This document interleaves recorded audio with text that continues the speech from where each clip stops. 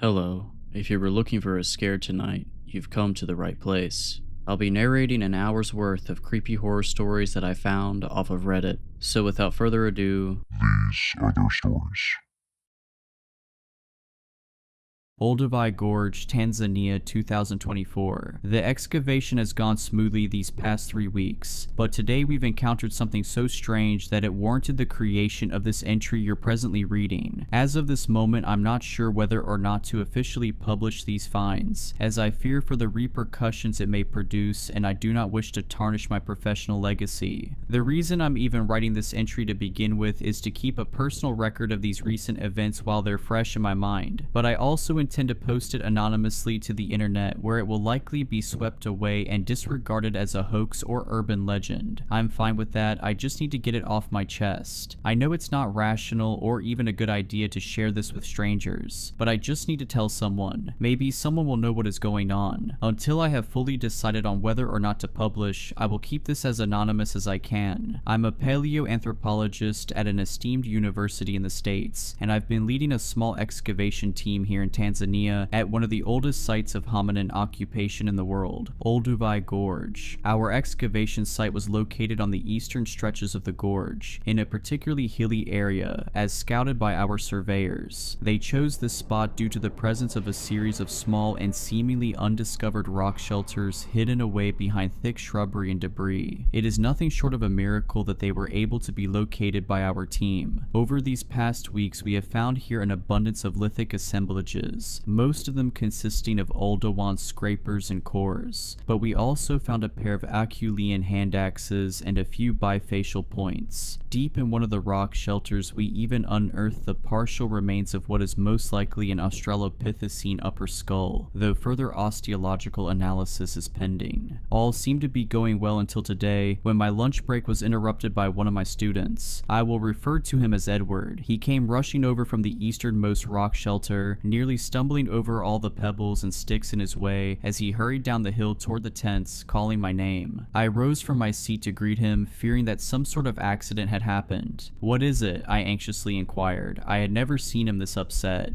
"You gotta come check this out, right now," he replied enigmatically and ushered me to follow him. I went with him up the hill and into the mouth of the rock shelter. Immediately I noticed what all the fuss was about. Deep in the innermost end of the rock shelter, past all the excavation tools and equipment, where there had previously been a solid rock wall, there was now a small opening. I saw the small hole next to this big rock, and I just kept digging and digging, and I moved some more rocks, and "Oh, okay, you should have notified me sooner," I said, cutting him off as I ventured deeper into the shelter toward the gaping hole. I feared that, in his eagerness, he may have disturbed an important context. But the thing is, I looked inside it, you know, with my light and whatnot, and I saw these, things. You better take a look. I crouched down beside the hole and searched my pockets for my flashlight. The opening seemed big enough for someone to crawl into, and as I turned on the light, the shining beam illuminated a massive cavern on the other side, probably big enough to stand in. "Remarkable," I uttered. "Shine your light at the far end walls. Do you see them?" Edward probed. I did as he had asked me, and as my light moved across the dusty volcanic rock walls of the chamber, I laid my eyes on something that made my heart skip a beat. First believing it to be merely a trick of the light, I stuck my head deeper into the opening to get a better view. "You see them, don't you?" Edward's voice echoed behind me. Lost for words, I began crawling through the opening, eagerly disregarding any health and safety precautions one would be wise to employ when venturing into such undiscovered cave environments. I heard Edward calling out to me as I did so, begging me to be careful. I scraped up my arms and legs in the process, and as I emerged on the other side, I was completely covered in dust, which I promptly brushed off my rugged clothes as I stood up.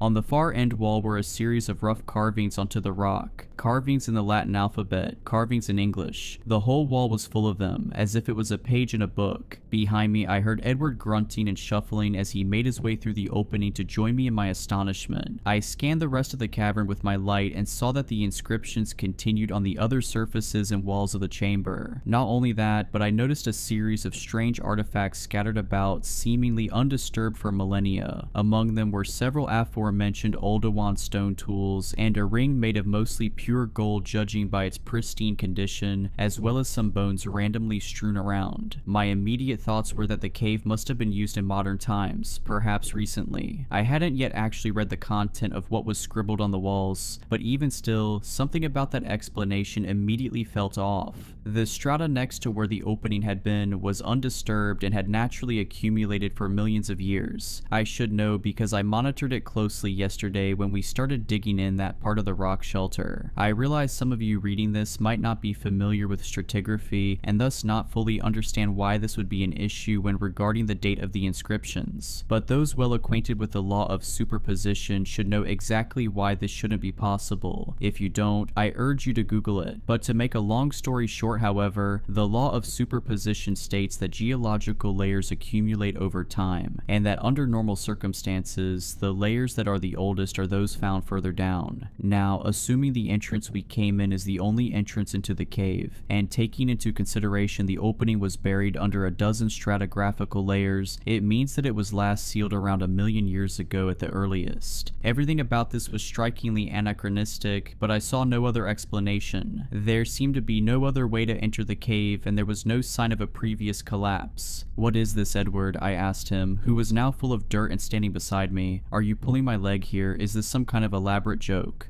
"No, sir, I promise." "It shouldn't be possible then," I said, pacing back and forth. "Yet evidently it is." He somewhat snarkily replied. I ignored him. My pacing took me around a slight bend in the cave, and I noticed a heap of what looked like different chunks of various metals. Some seemed to be nearly reduced to dust as a result of deterioration over time, while others looked pretty much to be in pristine condition, although not as shiny as they once probably were. There were also snake-like lines in the sandy floor of the cave with traces of heavily oxidized copper encompassed within them. Had these once been wires?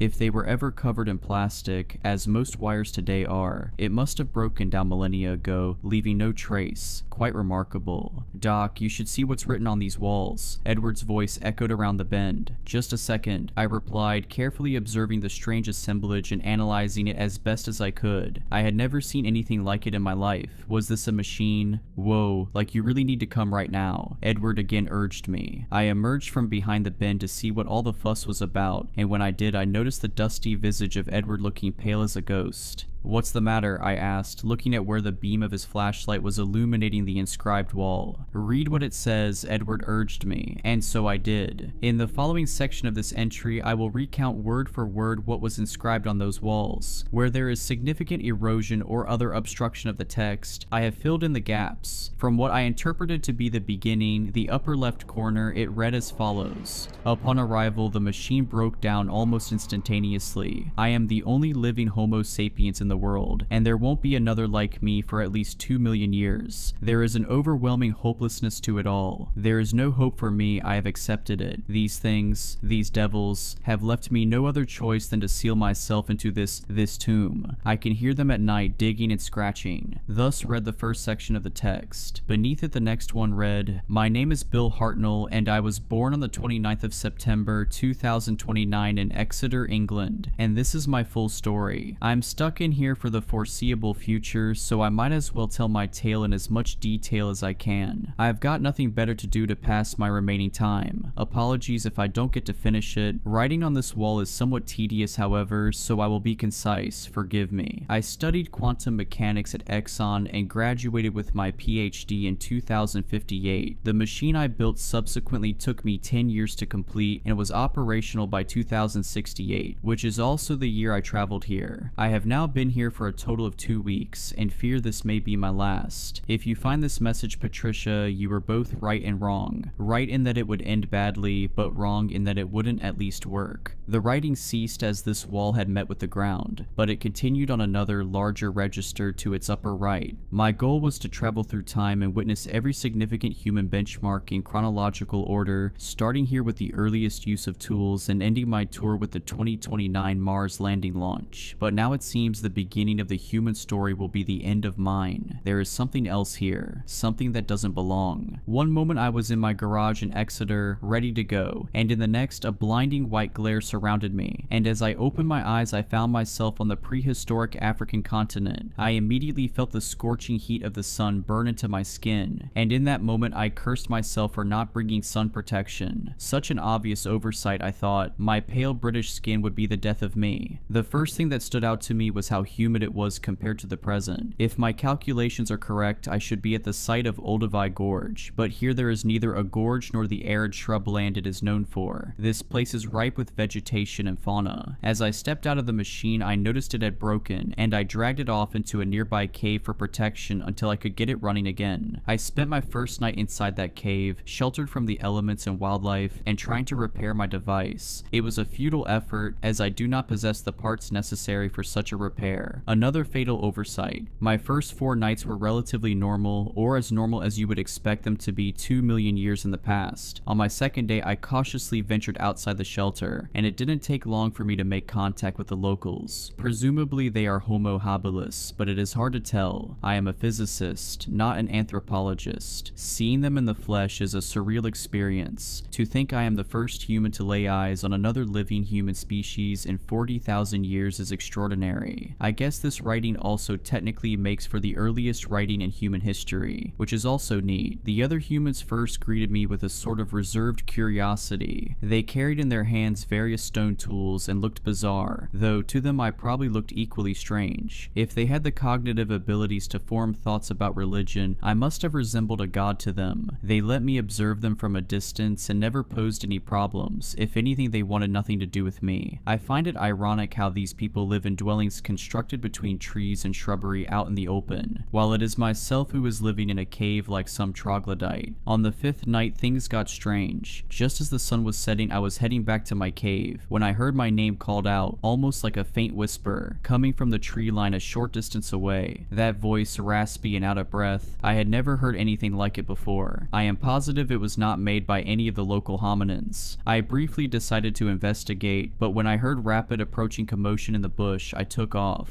In my terror, I heard the loud snapping of twigs behind me. I ran all the way back to the cave and sealed the medium-sized opening with a makeshift door made out of wood and some rocks. I leaned in and listened intently after any noise, and heard the rustling of some bushes not too far away, accompanied by some kind of raspy vocalization. Nothing else happened that night. The following morning, I saw outside my shelter concentric circles drawn in the sand, but no accompanying footprints. Later that day, I was led into the village of the hominins. There, I traded my phone for some stone tools. I had no use for it anymore. The humans seemed perplexed by it, but were equally enchanted by its reflective surfaces. They allowed me to take some fruits and berries, but would not let me near the game meat, shouting whenever I did so. Despite that, I still can't believe the hospitality they showed me. As the sun was setting, I left the forested shelter of my ancestors and began walking back to the cave. The volume of trees gradually subsided, and I found myself in an open and lush savanna-like environment, but with thick shrubs on either side of the path. Then suddenly, something struck the ground in front of me, nearly hitting me. It was my phone. Confused, I thought the humans had grown tired of it and followed me back in anger, but then something intriguing happened. Another phone struck the ground right next to the first one, clearly of the same make and clearly identical to the one I had traded hours earlier, but that was impossible as I had only brought one. Then another flew out from a nearby bush, hitting me in the arm. I looked around, scanning the bushes, but I saw nothing. I slowly backed up, and when I did so, the bushes rustled for a moment and then stopped. I took another step backward, and the rustling repeated and once again stopped. It was mimicking me. When I finally made that realization, I once more ran back to the cave at full sprint, quickly sealing the entrance behind me. As I turned on my headlamp, which I still had batteries for, I noticed something drawn on the sandy floor of the cave. It was another concentric circle, identical to the one outside this morning. I was too horrified to sleep, but eventually my tiredness gave in and I drifted off. I spent the next day teaching myself how to hunt. Though I had some food rations from modern times back in the cave, eventually I would need to learn how to hunt if I were to survive out here, I figured. I had tried in the morning to hunt some lizards and birds with the stone weaponry I acquired the day prior, but with little success. I couldn't survive on berries and fruits alone, so I decided that the only way to get some protein around these parts would be to accompany a hunting party. I waited outside the village until the men left for their daily hunt, but as I approached them, they angrily literally detested my presence, denying my company. They waved their arms at me, ushering me to keep a distance, so for the rest of the day, I did exactly that. I lived in their shadow, observing but never interrupting their hunt. The following hours were spent watching the H. habilis hunt some local megafauna. Among them was an animal that is now extinct, therefore I do not know its name, but it resembled some kind of elephant. As I, from a distance, watched my early ancestors secure the kill and slice off chunks of meat with their stone scrapers, the most eerie thing occurred. About 9 of the humans stood gathered around the elephantine creature when suddenly something pale sprinted out from the nearby tree line. It was bipedal and double the height of the other men. The thing was certainly humanoid in shape, but this was definitely no primitive hominin. Its marble white flesh glistened in the sun as it ran full force toward the dead animal. The hunters quickly noticed it and scattered, some even leaving behind their stone tools. The figure ran up to the elephant and began eating, tearing the animal's flesh off with its hands. It gorged itself on the meat and suddenly stopped. I laid low in the bush about 100 meters away, eagerly watching in terrified amazement. It was hard to make out details at such a distance, but what I saw next I am certain of. The thing slowly reared its head and looked directly at my direction. I'm not sure if it saw me or not, but I could feel its piercing gaze. The wall of text ended, and Edward and I had to round a slight corner in the room to get to the next section. It was also during this time that he spoke out for the first time. "Do you think this could be real?" he asked gently, almost concerned. "I mean, you saw the strata, there couldn't possibly have been anyone else here for millions of years." "I don't know, Eddie. Let's just keep reading and find out," I answered nonchalantly back, pretending like this didn't deeply unsettle me too. Truth is, I was beginning to get highly unnerved. My initial scientific awe had now shifted into an uncertain angst. The inscriptions continued. "I haven't seen sunlight since the 10th day. That's when I saw them clearly. I had spent that day harvesting fruits and berries alongside the local hominin population. They let me follow them back into their village where we quite literally enjoyed the fruits of our labor. Again, this level of hospitality was wholly unexpected for such a primordial species of human. All was going well, but as it was beginning to get dark, I was frantically ushered out of their encampments. I thought this weird, but decided to shrug it off as a cultural thing if they even had such a concept. Heading back to my cave, the sun was setting on the horizon, and just as I was nearing the mouth of the cave, a looming shadow stretched across the ground in front of me, blocking out the last rays of light from the evening sun. Someone or something was standing high above the rocky outcrop the cave was situated beneath, casting an oppressive shadow. I looked up and saw the dark silhouette of a person. With the bright backdrop of the sunset, it was hard to make out any features, but I could tell that whatever was standing there was not one of the local hominins. When it understood that I had seen it, it began climbing down, scurrying on all fours across the rocky surfaces. Frightened, I hurried inside the cave and quickly grabbed the makeshift door and pushed it into the opening to block it. The door was more like a plug, fashioned out of a large boulder and some wooden sticks and thatch. But before I had sealed the entrance completely, I looked out of the opening one last time, and that's when I laid my eyes clearly on them. There were 4 of them, walking slowly towards the opening from about 10 meters away, now fully upright. The sheer terror I felt at that moment is indescribable. They were all ghastly pale, their flesh smooth and spotless. They stood at probably 2 meters tall, and they had neither any body hair nor any reproductive organs or nipples. The word that comes to mind when describing them is embryonic. They were featureless. Featureless in all aspects except the most harrowing. They, all of them, had my face. They looked like me, hairless, sure, but still nearly identical. The foremost of them opened its mouth and stretched out its hand and said in perfect English, "You don't belong here." That was the last I saw of them before sealing the cave completely. I quickly reinforced the door plug with any rocks and boulders I could find in the cave, and so far it has been effective. I have now been here for God knows how long. I still have enough supplies to last me several days, and enough batteries to continually power my headlamp for at least another day or 2. But I hear them, they are outside. They haven't left me ever since that frightful evening. Sometimes they take breaks, but never long enough for me to deem it safe to leave this place. For all I know, it might be a trick to lure me out. It's only a matter of time before they break in. Their cries echo throughout the cavernous walls. This writing will be my only lasting legacy, therefore I hope I have provided sufficient detail to be of some use in some way or another. This is my punishment. These devils, I know what they are. They are my lack of hubris manifest. I foolishly thought the laws of time and space were mine to conquer. However, fate would not allow it, perhaps rightfully so. Oh, how terribly, terribly sorry I am. Patricia, I'm truly sorry. I should have listened. End of text, or well, not quite. The inscriptions continue beyond this, but they were of a different character. I won't reproduce the contents of the last wall, but I can tell you what it consisted of. The blueprints for Bill's machine and a plea to be saved. The power of time was now figuratively in the palm of my hand. I'm not saying I fully believe everything that was written, but on the off chance there may be some truth to it, I choose to keep this DIY recipe a secret. I walked over to the golden ring that adorned the cave floor and picked it up. It too was inscribed with the initials B and P. I pocketed it and asked Edward, "Where's his skeleton then?" "What do you mean?" he replied. "His bones. If he withered away in this cave, they should have been here." There are some bones here. Over there as well," he said and pointed across the cave. "I know, I saw them, but they don't make for a complete skeleton, do they?" I replied. "I suppose not." Edward acquiesced, aware of the implications. "This place is giving me the creeps." I spoke, suddenly getting an intense surge of paranoia. "What do you say we head back soon?"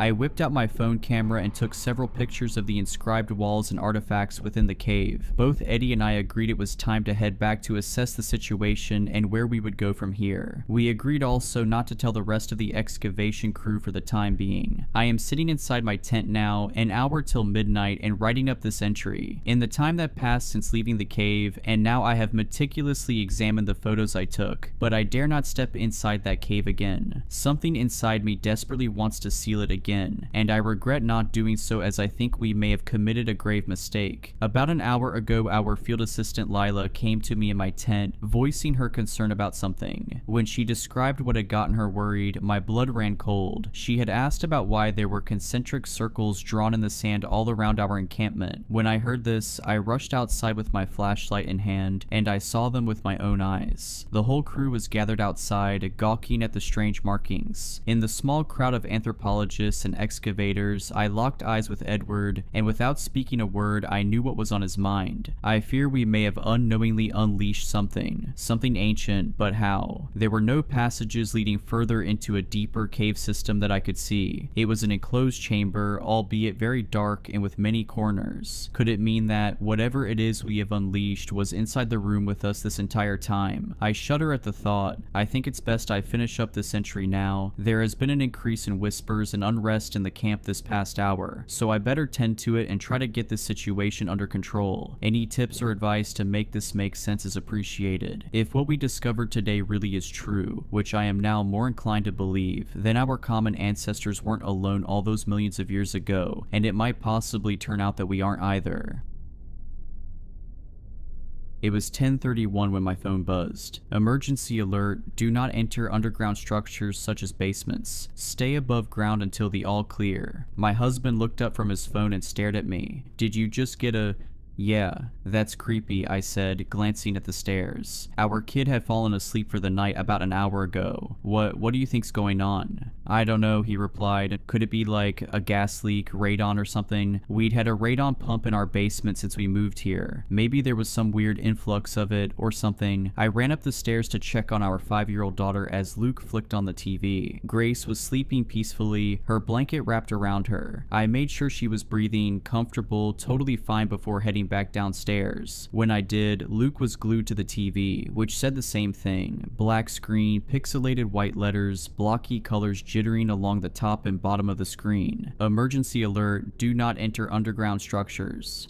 Maybe we should get out of here, I said, but it's late and Grace has school tomorrow. Yeah, so we'll miss school, we can go to my mom's. Luke crossed his arms and stared at the TV. He then flicked to CNN and other news channels, but whatever was happening here must have been local, because it was just the same political drivel re-airing from earlier in the day. There was not a blip of the emergency alert anywhere except the local news channel. I pulled out my phone and did some Google searches. Nothing came up, so I shot off a text to Lacey, the mom of one of Grace's friends, who lived in the next development over. We'd only lived here since the school year started, so it's not like I had a whole network of people to ask. She didn't respond. I think we should go, I said, grabbing a duffel bag out of the closet. What about work? Don't you work remotely on Mondays anyway? Yeah, but I walked over to our basement door. The chain was latched. I hurried into the kitchen, opened the drawer, and pulled out some postal tape. What are you doing? If it's radon or something, I don't want that stuff all in our house, I said, crouching along the bottom and taping the crack under the door. I think they'd evacuate us if that were the case. I looked up at him as I yanked another long piece of tape off the roll. Okay, so what do you think it is? He shrugged. When I'd taped all the cracks, I brought the duffel bag upstairs, filled it with a few random outfits for me and Grace, along with my laptop and a few of her favorite dolls. Then I grabbed the cooler and loaded our leftover pasta and yogurts into it. Within 10 minutes, I was ready to go out the door. I'll pack up the car. Can you grab Grace? I asked. Luke went upstairs. I walked down the driveway, weighed down with bags. It was a chilly, clear night. Stars twinkled high above me. The street was exceedingly quiet. The tall, scraggly pines of the surrounding pine barren stretching up to the sky. I heard the echo of a dog barking somewhere. If everyone got the alert, wouldn't there be more people deciding to leave? I glanced at the house across the street. It was completely dark, except for the light above the garage that flicked on when I came out of the house. I opened the back hatch and threw our stuff in. Luke came out after, carrying Grace, wrapped in blankets. She blinked sleepily. I strapped her in. Luke grabbed some stuff, and then we were pulling out of the driveway on the road to my mom's house an hour away. She fell back asleep, I told Luke, watching her face flick into view with the light of the passing street lamps.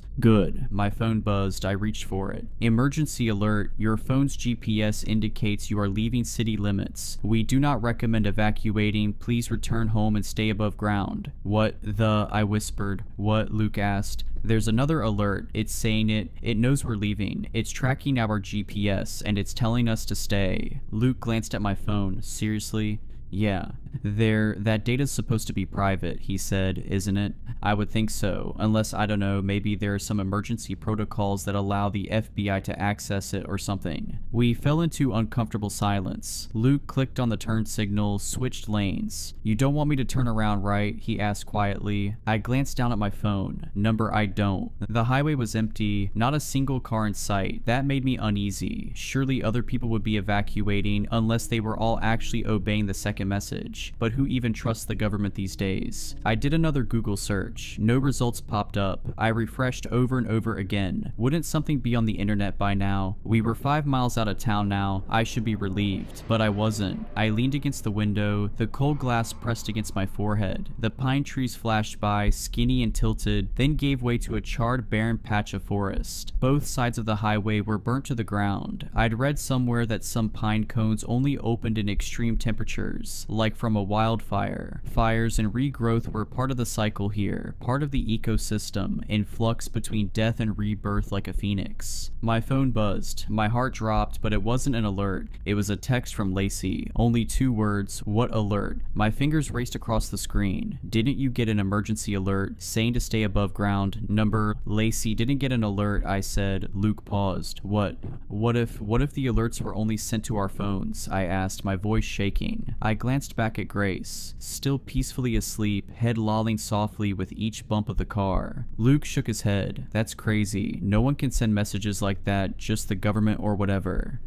What if it's a trap? My voice shook harder. What if the only safe place was our basement? That's just your OCD talking, he said softly, empathetically. We're doing the right thing. There's something weird in town like a gas leak and we got out. That's obviously the safest thing to do. I stared out at the charred pines. There were a few that hadn't burned up, standing tall and stilted in the darkness. I stared out at them, wondering why they were spared. One of them moved. The car screeched to a stop. My body lurched forward, the seatbelt locked, keeping my head from hitting the dash. Sorry, that deer just darted. His voice died in his throat. We both stared at the lower legs of something illuminated in the headlights, thin and spindly, but definitely not a deer's. They ended in twisted toes, not hooves, and extended several feet up into the darkness. Silhouetted against the starry sky, beyond the reach of our headlights, I could see something. Something tall and spindly, skeletal, crisscrossing lines of bones or sticks or something else entirely. As I stared at it, as it stared at me, a wave of dizziness washed through me. The world seemed to tilt on its axis. axis, weight pressed down on my head, and immense pressure bearing down on me. Thwack. Something hit the side of the car with incredible force. The entire car rocked on its wheels. I screamed, thwack. A mess of lines, bones, sticks outside my window, empty air between them, the stars and the pines rippling strangely behind it. Luke stomped down on the accelerator. The car shot forward, we swerved around the thing, then past the burnt section of forest and continued down the dark, twisting highway. My phone buzzed. Emergency alert, all clear, please return home immediately. We got to my mom's house around midnight, a squat brick ranch on a residential road. I glanced warily at the pines behind her house, stretching up to the sky before picking up Grace and carrying her inside. Mom was sitting at the kitchen table waiting for us, her fingers wrapped against the mug in her hand. The entire house smelled like that familiar mix of coffee and dust. I started for the guest bedroom and then got a better idea. The ranch had a lower level that was half underground. It had been finished into an office, but there was a couch down there. I could have Grace sleep on the couch and we could sleep on the floor.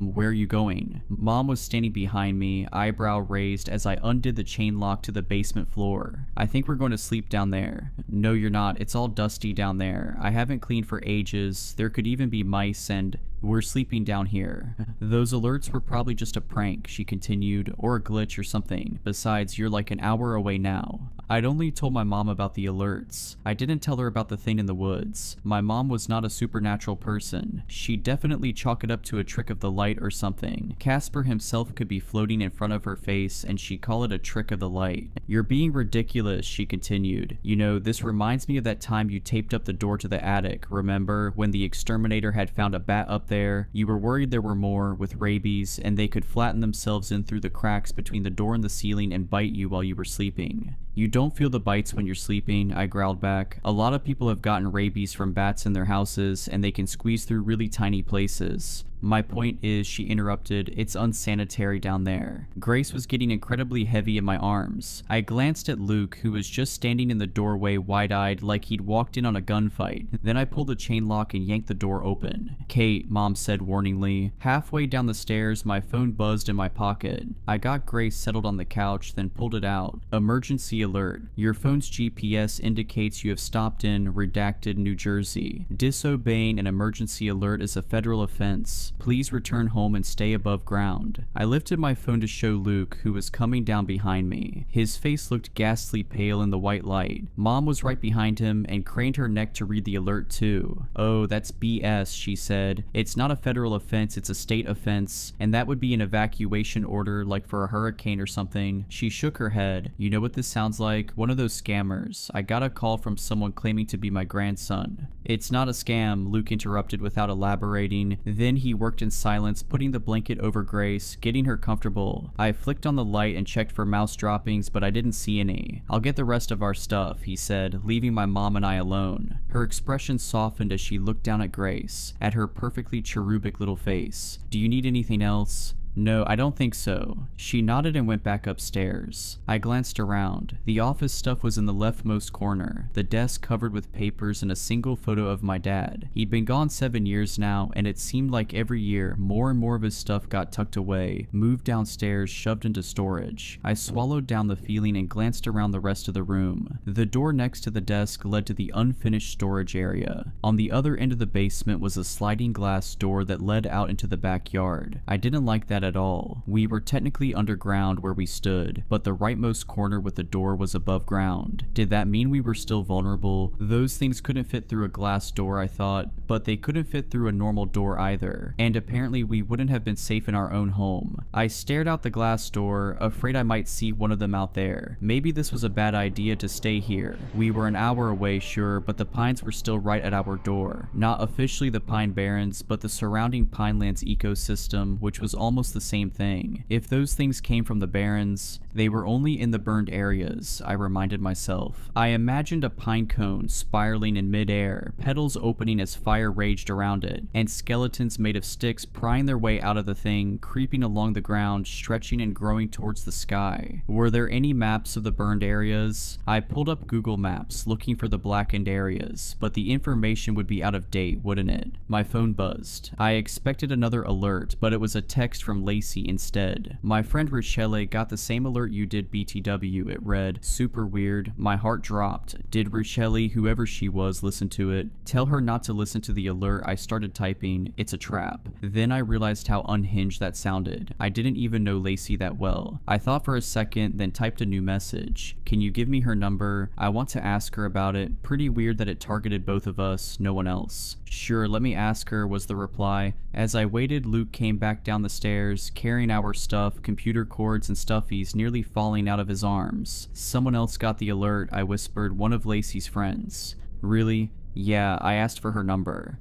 A minute later, the number came in. I dialed it immediately. On the third ring, she picked up. Hello? Hi, this is Kate, Lacey's friend. I started awkwardly. We got the emergency alert too, but we think it's a trap. There's something off about it. A pause. But it came from the government, she replied. How could it be a trap? It seems like no one else is getting it. When alerts are sent out like that, they're sent to all the phones in a certain location. It doesn't make sense.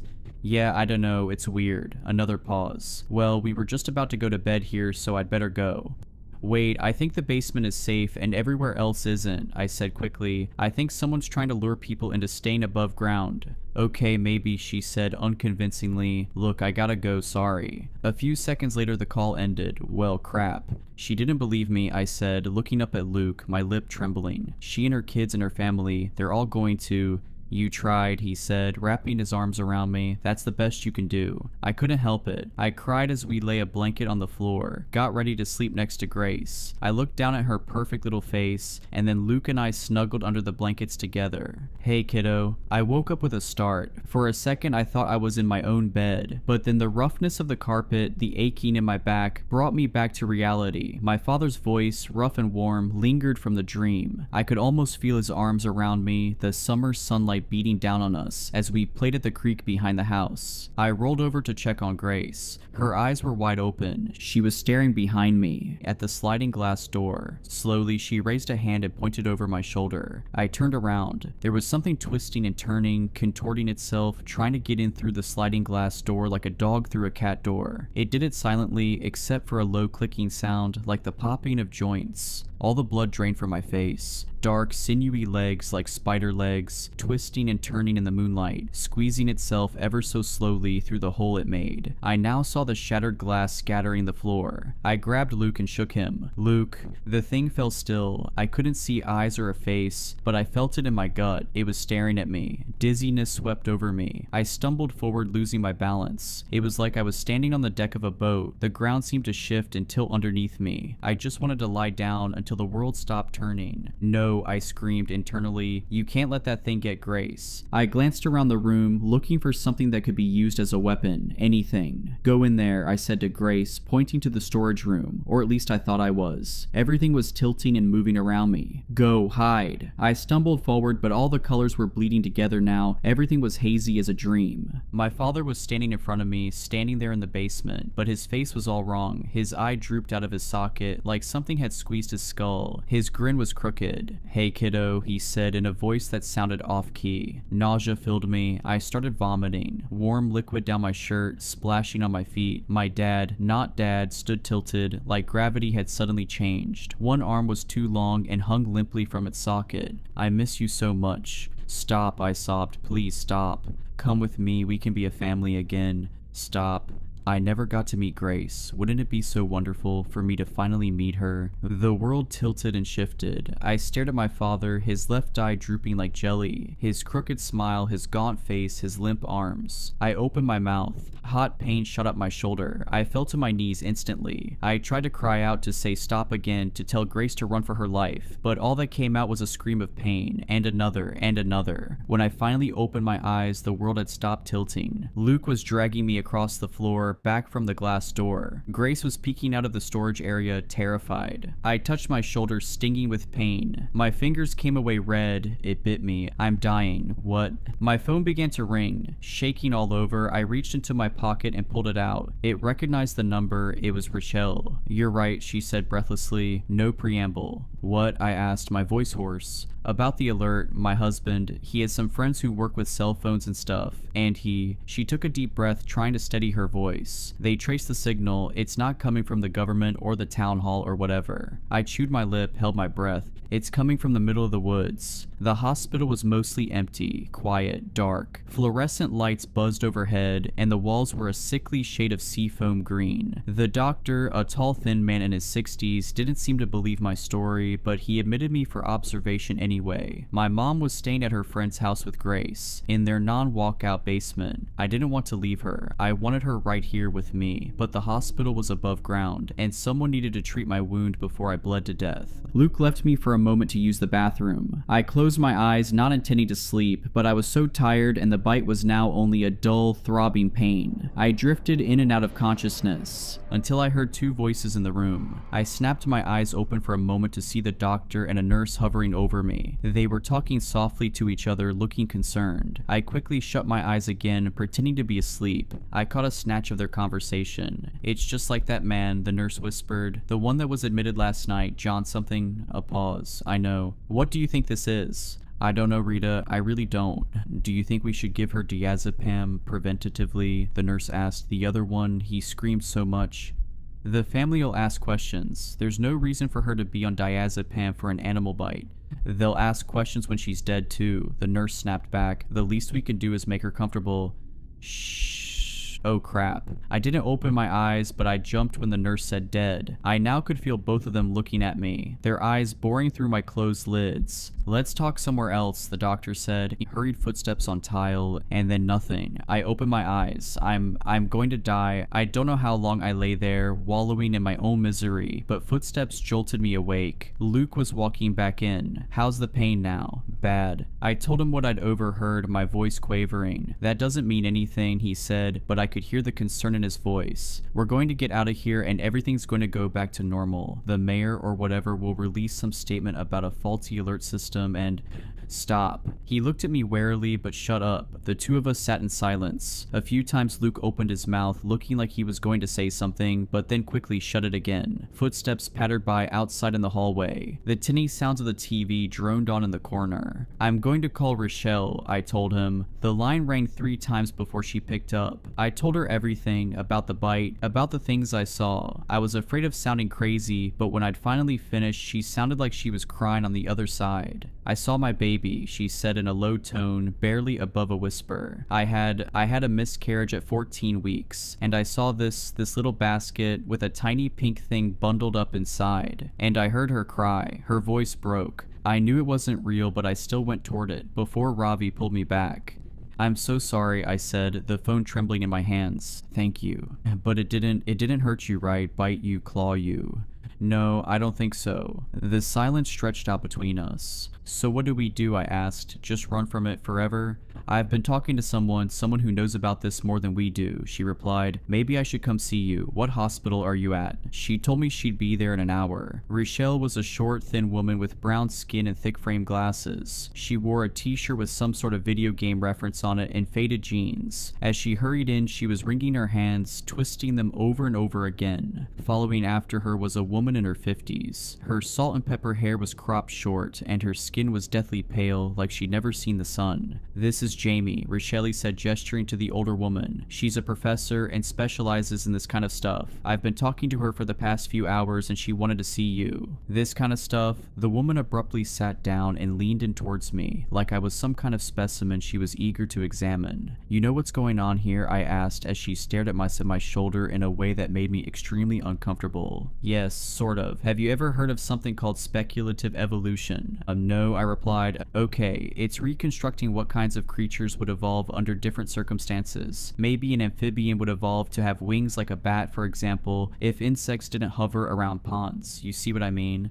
I guess. No. "We also try to construct what animals might look like millions of years from now, or humans. What kind of things will evolve under the pressure of modern humanity, modern technology? There's already some of it happening. The bed bugs in New York City are hundreds of times more resistant to pesticides than the ones in Florida are. Deer are more skittish than they were 10 years ago because cars kept hitting them." Okay, I had no idea where she was going with this. "You haven't seen that image of what humans would look like if they were evolved to survive car crashes? The man has like no neck and lots of fat to cushion the impact." No. Okay, she shook her head. The point is, some people in this field believe that at some point, creatures would evolve abilities that mimic technology, like birds that look like drones, or bats that can sense electromagnetic fields. Who's to say this thing that you and Richelle have described hasn't evolved the ability to send out radio signals, hack our entire mobile system? That's ridiculous, Luke interjected. So what, this creature's like texting in English?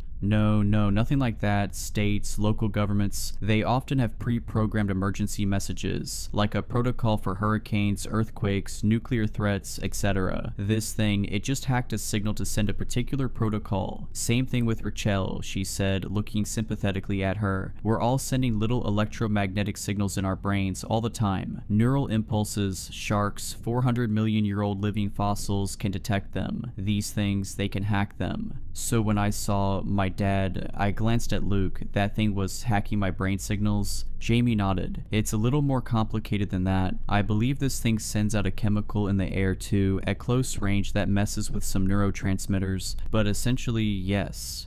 Okay, but why's the basement safe then? Because it's too big to get down there? Luke asked. I'm glad you asked, Jamie replied with a big victorious smile on her face, like she was just about to tell us the secret to the universe. They chose that emergency protocol with the basement because their abilities don't work if you're underground, just how your phone reception goes out when you're underground. A heavy silence filled the room. Luke and I looked at each other. For one, this sounded pretty out there, conspiracy theory level stuff, more unbelievable than Roswell. On the other hand, nothing I'd experienced in the past 24 hours made sense. How do you know all this? I asked. This isn't the first time this has happened, she replied, her face grim. Almost 10 years ago, the same thing happened out by Woodland, on the border of Wharton State Forest. I studied it then too, but there weren't as many of them. Okay, but the text didn't get sent to everyone, Luke said. Only us and Richelle so far that we know of. Right, so these things, I call them stick men by the way, they only target people with overactive imaginations, people who send out really clear, strong brain signals. It's easier for them to find you, and it's easier for them to hack your brain. They're not actually producing the image you see of your deceased loved ones or whatever. They're just knocking it loose from your memory, from something you've imagined. If you've imagined your kid dying 1,000 times because you have anxiety or OCD, that makes it all the easier for them to use it against you and lure you in. And of course, there's more for them to eat. More for them to eat? Yeah, they eat brains. I mentioned that, didn't I? More awkward, heavy, suffocating silence. Kate said she heard the doctor saying she's going to die, he said in a soft voice. Is that true? Jamie glanced at me but stayed silent. Richella jumped in, her voice full of heartache. Jamie told me once it bites you, it's linked to you, it will follow you and end you. It'll show you your worst nightmares first, Jamie interjected, absolutely unable to read the room. Show you everything you fear. But when it starts showing you yourself in these waking nightmares, that usually means you only have a day left. I swallowed a wave of nausea. Then I started getting out of the hospital bed. I needed to get out of here. Away from Jamie's stare, Luke's concern. Just a moment of silence. Maybe I get a Coke from the vending machine. Not even a diet one. I hadn't had a full sugar one in ages. I tried to keep out the memory of my dad before me in my mom's basement. I had imagined him saying those exact words. When I was at my lowest point years ago, when a flicker of suicide showed itself in an ocean of postpartum depression, and that guy, the stick man or whatever, had used it against me. Another wave of nausea. I pushed towards the door.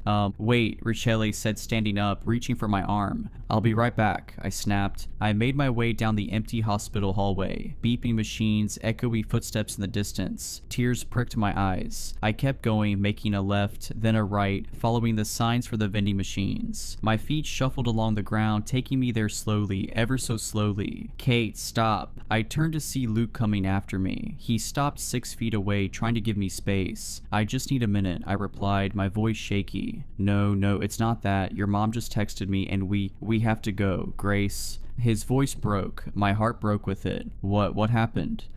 She fell, he said, his voice barely above a whisper. She's not conscious. They're rushing her to the hospital.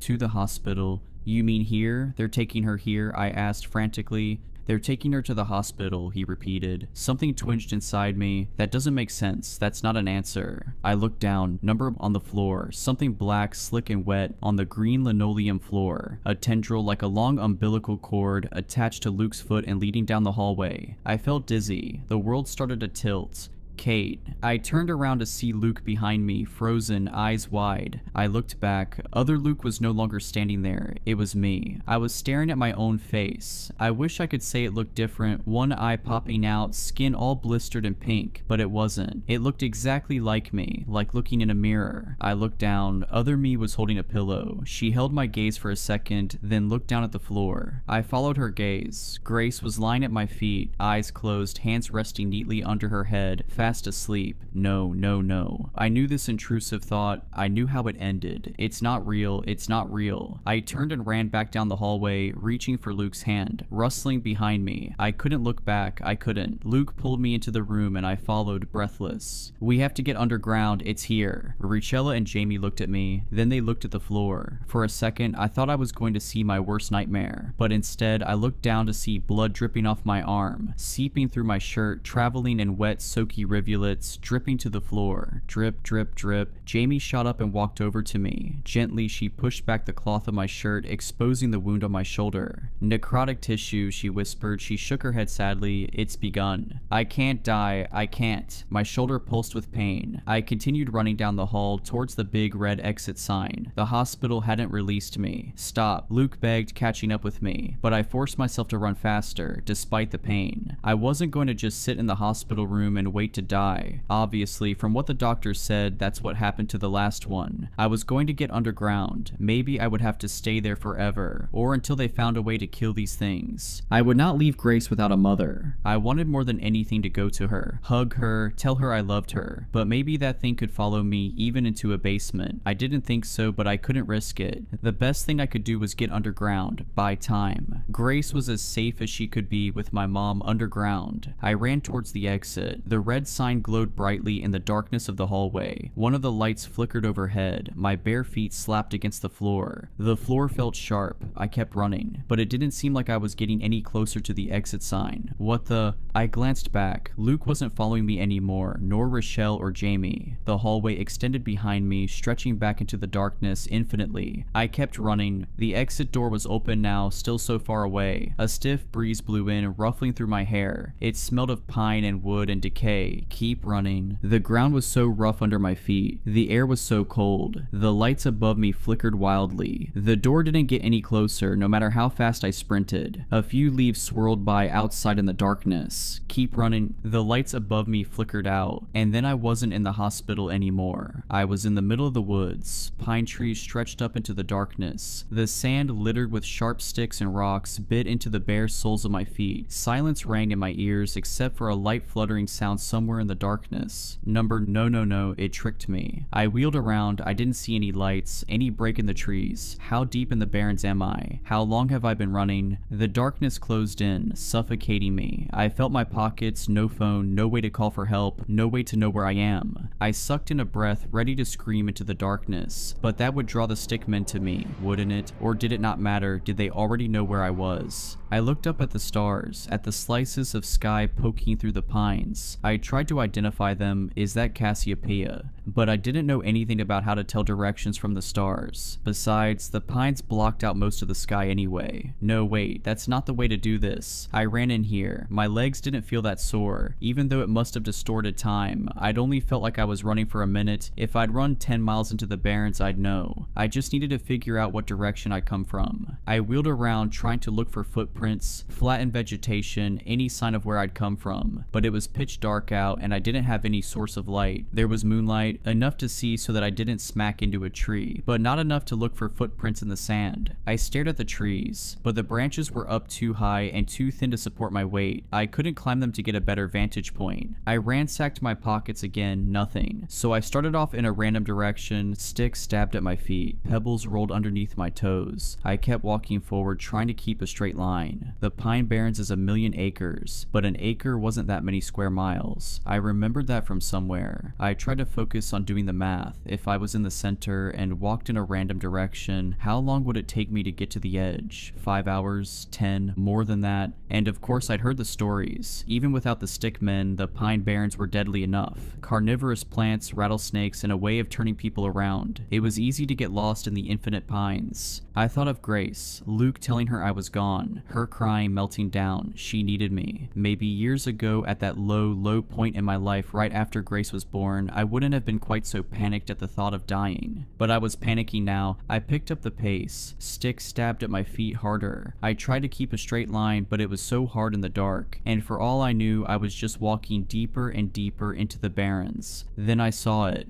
A clearing. My heart soared. That must be where I came from. It was one of the burned areas. The fire had hollowed out a large clearing. It was lit in silver tones by the nearly full moon, no longer obscured. Some pines still stood, completely bare of needles, skeletal and black. Ash blackened the pale sand beneath, the color of bone. A few pine saplings poked through the destruction, only inches tall. It was deathly silent. I'm never gonna get out of here. I looked up at the blackened pines, stretching up to the sky like fingers. Snap. I whirled around. Someone was standing at the edge of the trees, painted in all tones of gray from the moonlight, barely visible among the trees. I took off into a run, but in my panic I tripped. It felt like it was in slow motion. The sandy, ashy ground rose up to meet me. Pain shot up my arms. My shoulders screamed in pain. Sticks scraped my cheek. Snap, snap, snap. I scrambled up to see myself standing there, arms hanging limply at my sides, hair grazing my shoulders. "Let me go," I screamed. My voice echoed and died into the forest. She stepped closer. I could hear too a wet smacking sound. There was another slimy black appendage attached to her feet, controlling her like she was a puppet. She canted her head at me and her lips split into an unnatural grin. I turned and tried to run again. An intense wave of dizziness hit me. The ground tilted, heaviness pressed down on my head. My stomach lurched and I was vomiting, stumbling, tripping in my own puddle of vomit. "Stop," I croaked. I was lying on my back, warm, wet vomit soaking through the back of my shirt. Twisted black appendages were filling up the corners of my vision, melting in with the twisted black pines stretching up to the sky. The stars above me looked like shooting stars, moving across the sky with how dizzy I was. The sky was replaced with my own face. Her hair hung onto my face, sticking to the sweat and the vomit. Her lips curled into a smile, and then her mouth began to open, wider, wider, wider, rows of sharp teeth like a lamprey's descending into the darkness of her throat. I tried to push it off, but my hands met slime. I was pinned by the creature, one of the stick men. It was only her disembodied head hovering over me, attached to a tangled black mess of creature. "They eat brains," Jamie's voice echoed in my head as the teeth loomed closer. So close I couldn't see any of the barrens anymore. Grace. What's she going to do without me? She'll never recover. Her entire life will be ruined. I can't. I'm so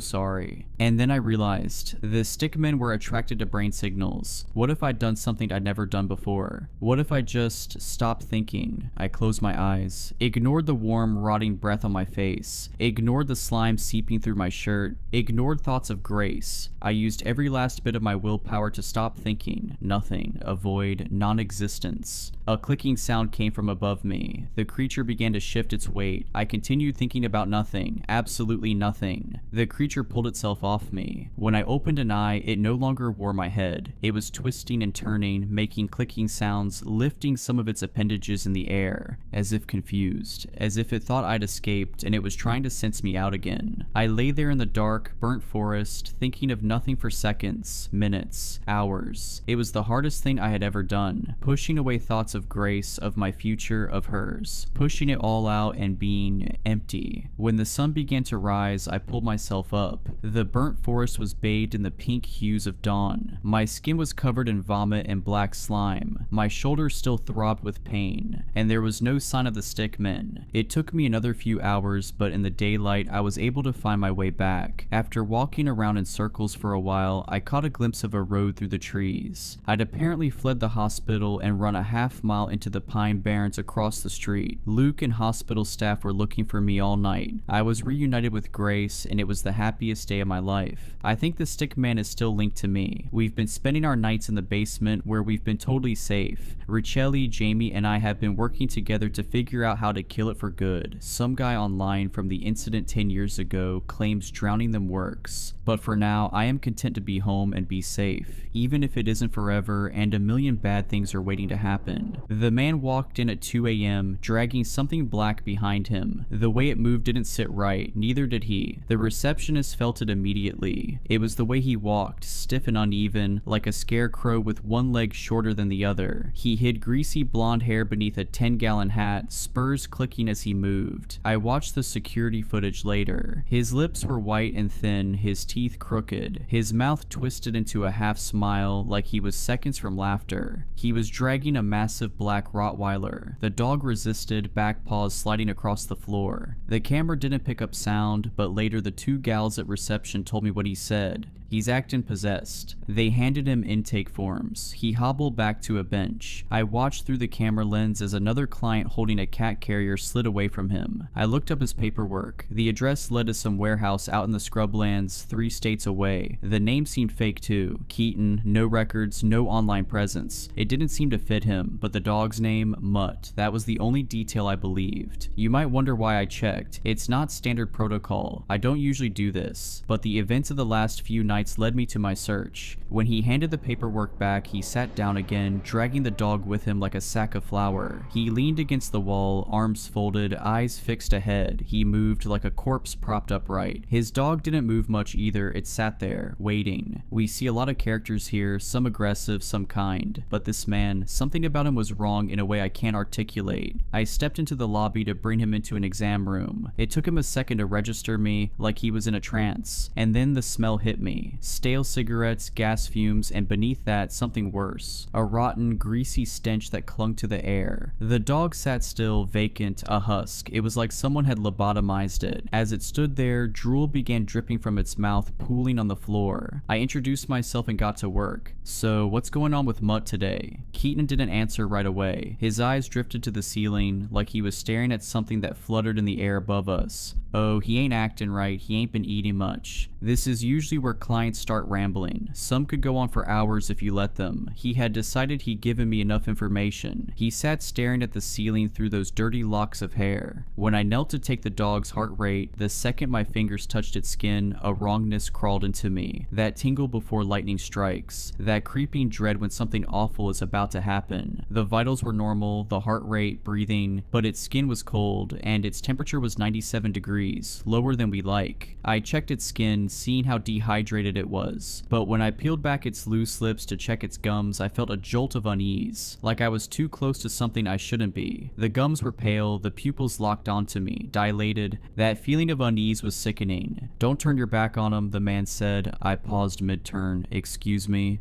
"If you're gonna walk from him, do it facing. Otherwise, something bad might happen." I exhaled, irritated. He'd watched me get close to the dog, lean in, take its temperature, listen to its heart rate. Yet now was the time he decided to warn me it was aggressive. I liked this situation less and less. The man, the dog, the way this whole situation ached in my gut. I backed away, facing the dog. It watched me like I was prey, like I was meat. A few moments later, our on-site emergency veterinarian, Dr. Harcum, came in. Old school, no nonsense. He and Keaton exchanged few words. The vet recommended blood work and an overnight stay with an IV fluid drip. The dog needed warming up too. Keaton never lost that dumb smile, that half-cocked grin, like something was hilarious, but he nodded, accepted the treatment plan. We went to take the dog into the back treatment area. I slipped a muzzle on, of course, and that's when I noticed how the dog refused to walk. The owner had dragged it behind him earlier, but now it wasn't acting lethargic. I could see in its eyes it was choosing not to move. It was being obstinate. I had a larger male staff member, Ryan, carry the dog for me. As he picked it up, he glanced at me. We didn't exchange words, but I knew he felt it too. Not only the dog. The air itself seemed to hum with an unearthly feeling. When we went to draw blood from its jugular, it didn't even react. Ryan held the dog steady, hands firm on either side of its head, jaws up. The needle slipped in, the syringe filled, the blood felt lukewarm. It didn't feel like it had just been pumping through a live body. I ran it through the machines and it confirmed mild dehydration with some elevated lipase values indicating mild pancreatitis. We placed it in a heated kennel, tucked it under blankets, and hooked up the IV catheter. Keaton was gone, but relief was fleeting. Mutt remained, and with him came something unseen, a presence thick as fog, pressing in from all sides. That was 3 days ago. That night was quiet, rare for an emergency hospital. We had another dog kennel 2 spaces down from the Rottweiler. It was a cattle dog that had undergone emergency laparotomy. It had been doing fine, normal vitals, good appetite, responsive. 2 hours later, I crossed into the back animal ward to check on it. The cattle dog was dead. It had torn open its own incision. The cone lay discarded. It hadn't just licked or nibbled, it had utterly and completely dismantled itself. Even when coils of intestine unfurled from its abdomen, it kept biting at those guts. The dog had attacked his own innards as if they were coiled vipers waiting to lunge. The dog was in a wet slump, head limp against the floor. The blood ran in bright ribbons, swirling toward the kennel drain behind him. I heard the gentle slurp of the blood sucking down the drain. The kennel was a bloodbath. It streaked the walls, spattered the ceiling. His intestines had leaked a mixture of bile and digested sludge. The cattle dog's eyes were vacant orbs, glistening in the light. I stood still for a moment, taking in the horror, the scope of this violence. And 2 kennels down sat Mutt, eyes focused on my task, no expression on his stoic face. Fluid drip running, heater humming. There was only the sound of the blood in the pipes. Mutt didn't pant, he didn't whine. His eyes reflected the fluorescent light, and for one sickening second, they looked almost human. Dr. Harcum made the call, but I heard every word, every choked sob through the thin walls of our office. The owner didn't cry, they wailed. I'd seen plenty of death in this job, but this was different. This wasn't bad luck. Something else had its hands in this. The mood in the hospital shifted palpably. In all my years, I'd never seen a dog unzip itself like a gym bag and spill out its intestines. His eyes followed every movement, the bloody towels, the mop buckets, the cattle dog-sized body bag, zip-tied and labeled. That night was quiet, but it didn't feel like a break. I imagined I was in a field staring at thunderheads form like warships in the distant sky. That feeling was the promise of something worse to come. At some point, hours after the cattle dog's death,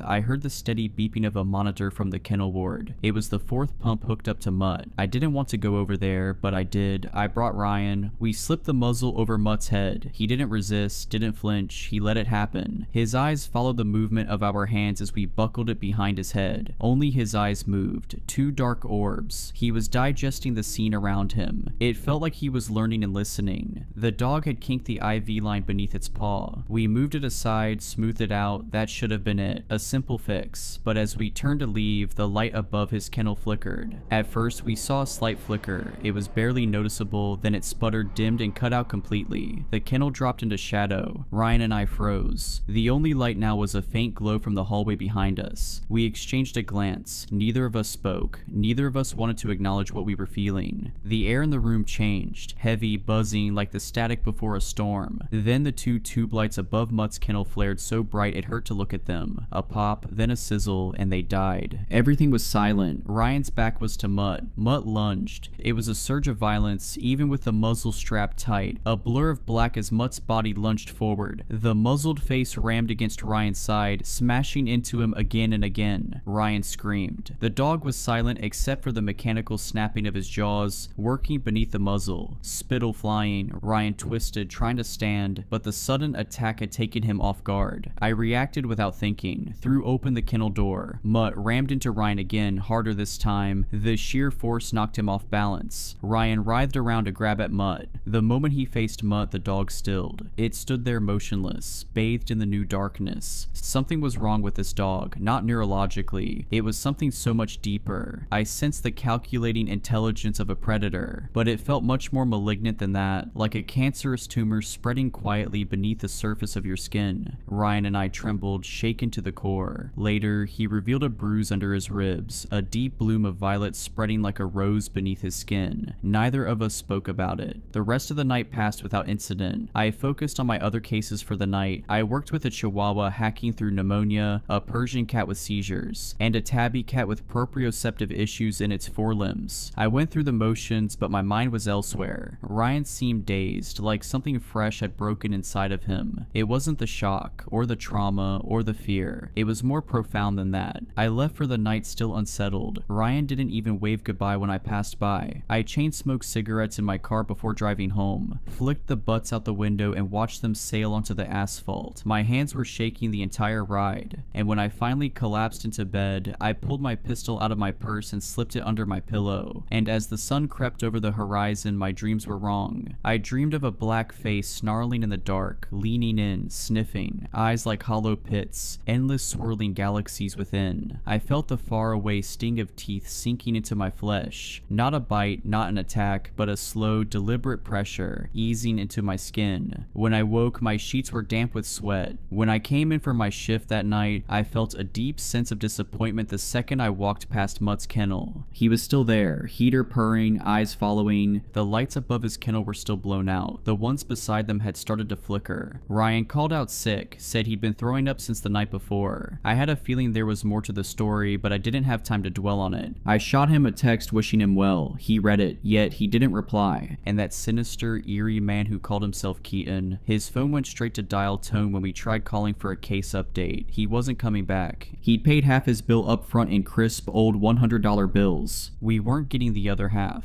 The night was busier. I told my manager we shouldn't put any other dogs in that ward, but we didn't have a choice. Our small animal ward was on the other side of the building, but for the larger dogs, they had to go there. We admitted a Great Dane with liver disease. There was nowhere else to put him, so I placed him in the kennel farthest from Mutt, 2 down from the cattle dog that had ripped itself apart. When I went back to check on them 10 minutes later, I stopped cold. Mutt's kennel was wide open. The latch was undone. The door swung open. He wasn't on fluids anymore. Someone must have taken him off. There was no beeping fluid pump, and there was no sign of how the door had opened by itself. This part of the facility was desolate this time of night. Mutt was sitting right at the threshold, slack-jawed and unblinking. I shut the kennel, latched it, and then I left the room. I returned with 2 plates of food. Immediately I felt nauseous. The kennel was wide open again. I hadn't heard a sound, hadn't seen the door move. The only way to unlatch these kennels is with hands, with opposable thumbs. I was certain no one had been back here while I grabbed the cans of food. I slammed it shut again, this time locking it with a makeshift carabiner clip. I slid 1 plate of food under each kennel. I gave low-fat wet food for the Dane and critical care wet food for Mutt. I was walking away when I heard it, a sound that froze me. Not a growl, not a whine. It sounded like someone trying to speak while gargling a mouthful of water, like a deep male voice gargling on words before spitting them out. It was the sound of a dog trying to talk. I turned. Mutt sat there, silent now. Something tingled in the air, a musical conductor guiding along an orchestra, because to my right the Dane had begun to cry. The Dane was the one making these ungodly noises. The Dane's plate of food lay spilled across the kennel floor. His hackles folded back. The Dane backpedaled until its body pressed against the far wall. I watched the Dane's gaze flicker up toward the ceiling. It became immediately apparent to me that the dog was feeling something, a deeply instinctual and inexplicable something. I knew it was feeling that way because I felt it too. When I reached for the kennel door, the crying stopped. The Dane's body trembled, then his whimpering changed. It deepened into a low, eerie sound like a tornado siren, changing in pitch and tone, high to low. Without warning, it stopped altogether. The dog went still, too still, gathering itself back to a normal pose. Then, all at once, the Dane began attacking his own leg. Not chewing, not licking, ripping, breaking. These were deep, pulverizing bites. Bone audibly cracked in the echo of the cavernous hallway. Blood spattered the kennel floor. It wasn't a dog in pain. It wasn't a dog in distress. It was something else. This dog was destroying itself with purpose. I couldn't go in there. If I did, he'd likely redirect this aggression onto me. He would send me to the hospital if I tried to intervene. I turned and ran, shouting for help as I sprinted through the clinic. Dr. Harcum and 2 other techs, Angie and Denise, came rushing out of an exam room, the hallway filling with the sound of my frantic screaming. I grabbed a rabies catch pole and beat them back to the kennels. The Dane was still biting, not a rabid and frothing frenzy, but instead an oddly calm and intentional one. The flesh of its leg hung in shredded tatters, tendon, and the suggestion of bone beneath. Blood spurted like pulsing shots from a water gun in rhythm with its heartbeats. I slipped open the kennel door and looped the catch pole around its neck, tightening it hard. In a wrenching movement, I maneuvered its head enough to stop it from lunging at its own body. It snapped at the air, frantic, without even a hint of pain or emotion behind it. Then it latched onto the metal pole, not out of panic, not out of rage, out of a bizarre corruption of instinct. The sound was unbearable, teeth breaking against metal,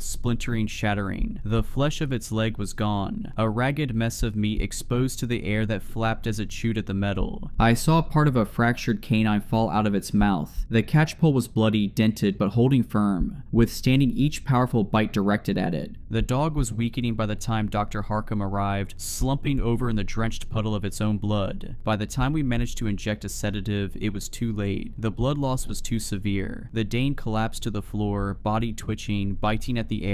It wound down like a toy with dying batteries, its eyes glazing over before going limp. Out of the corner of my eye, I saw Mutt, lips pulled back in a snarl. "When is that dog going to leave?" I snapped, pointing at him. Dr. Harcum shot me a sharp look. Blood streaked his white coat. His eyes were dark, hollowed with an exhaustion brought on long before Mutt entered our lives. "Something is wrong with it," I insisted, "with him. All I see is a dog who mutilated itself in our care and then bled out. Mind you, this is the second one in 2 days. Don't worry about that dog." He gestured at Mutt emphatically. "We have bigger issues here. I have another owner to call. Another person I have to tell their pet killed itself. Under my watch. God, this is a mess." He flicked blood from his fingers, dragged a sleeve across his face. He was years past burnout, a shell of his former self. He couldn't see what I saw. He couldn't see the way Mutt watched, the way his eyes lingered over the carnage pooling beneath my feet, like he was enjoying it. Dr. Harcum sighed, rubbing a hand down his face. "We tried calling that creepy bastard again. Numbers out of service. He ditched the dog on us. That meant we had to rehome it. It could take weeks. I couldn't take weeks with him. None of us could." And as I looked into Angie's eyes, I knew she felt the same. And over the next few hours, the hospital settled into an uneasy silence. The night shift pressed on, but something had shifted. We were all exhausted, hollowed out by what we'd seen. The cattle dog, the Great Dane, the blood. The 2 blood-drenched kennels we'd had to clean up. Mutt still sat in his kennel, untouched food sitting at his feet. The heater hummed in background. 2 more lights flickered out while I cleaned. I mopped blood from the floors, the thick iron scent clinging to my skin. The mess soaking the towels we used was a deep, ugly red. And through it all, Mutt never looked away from us, a shadow looming in the dark part of this corridor. I told myself I'd figure something out, that I needed time, but time wasn't on my side. I was dumping a load of bloody towels into the laundry bin when I heard it. I dropped everything. A voice, thick and wet, slurred in a way no dog's throat was built to produce. It wasn't a bark, it wasn't a growl. It was trying to speak, and what came out wasn't a sound, it was a name. My name. Allison. I turned, stomach lurching. Mutt was sitting in his kennel, still, muzzle slack, drool pooling on the blanket beneath him. His pupils seemed to swallow all the remaining light.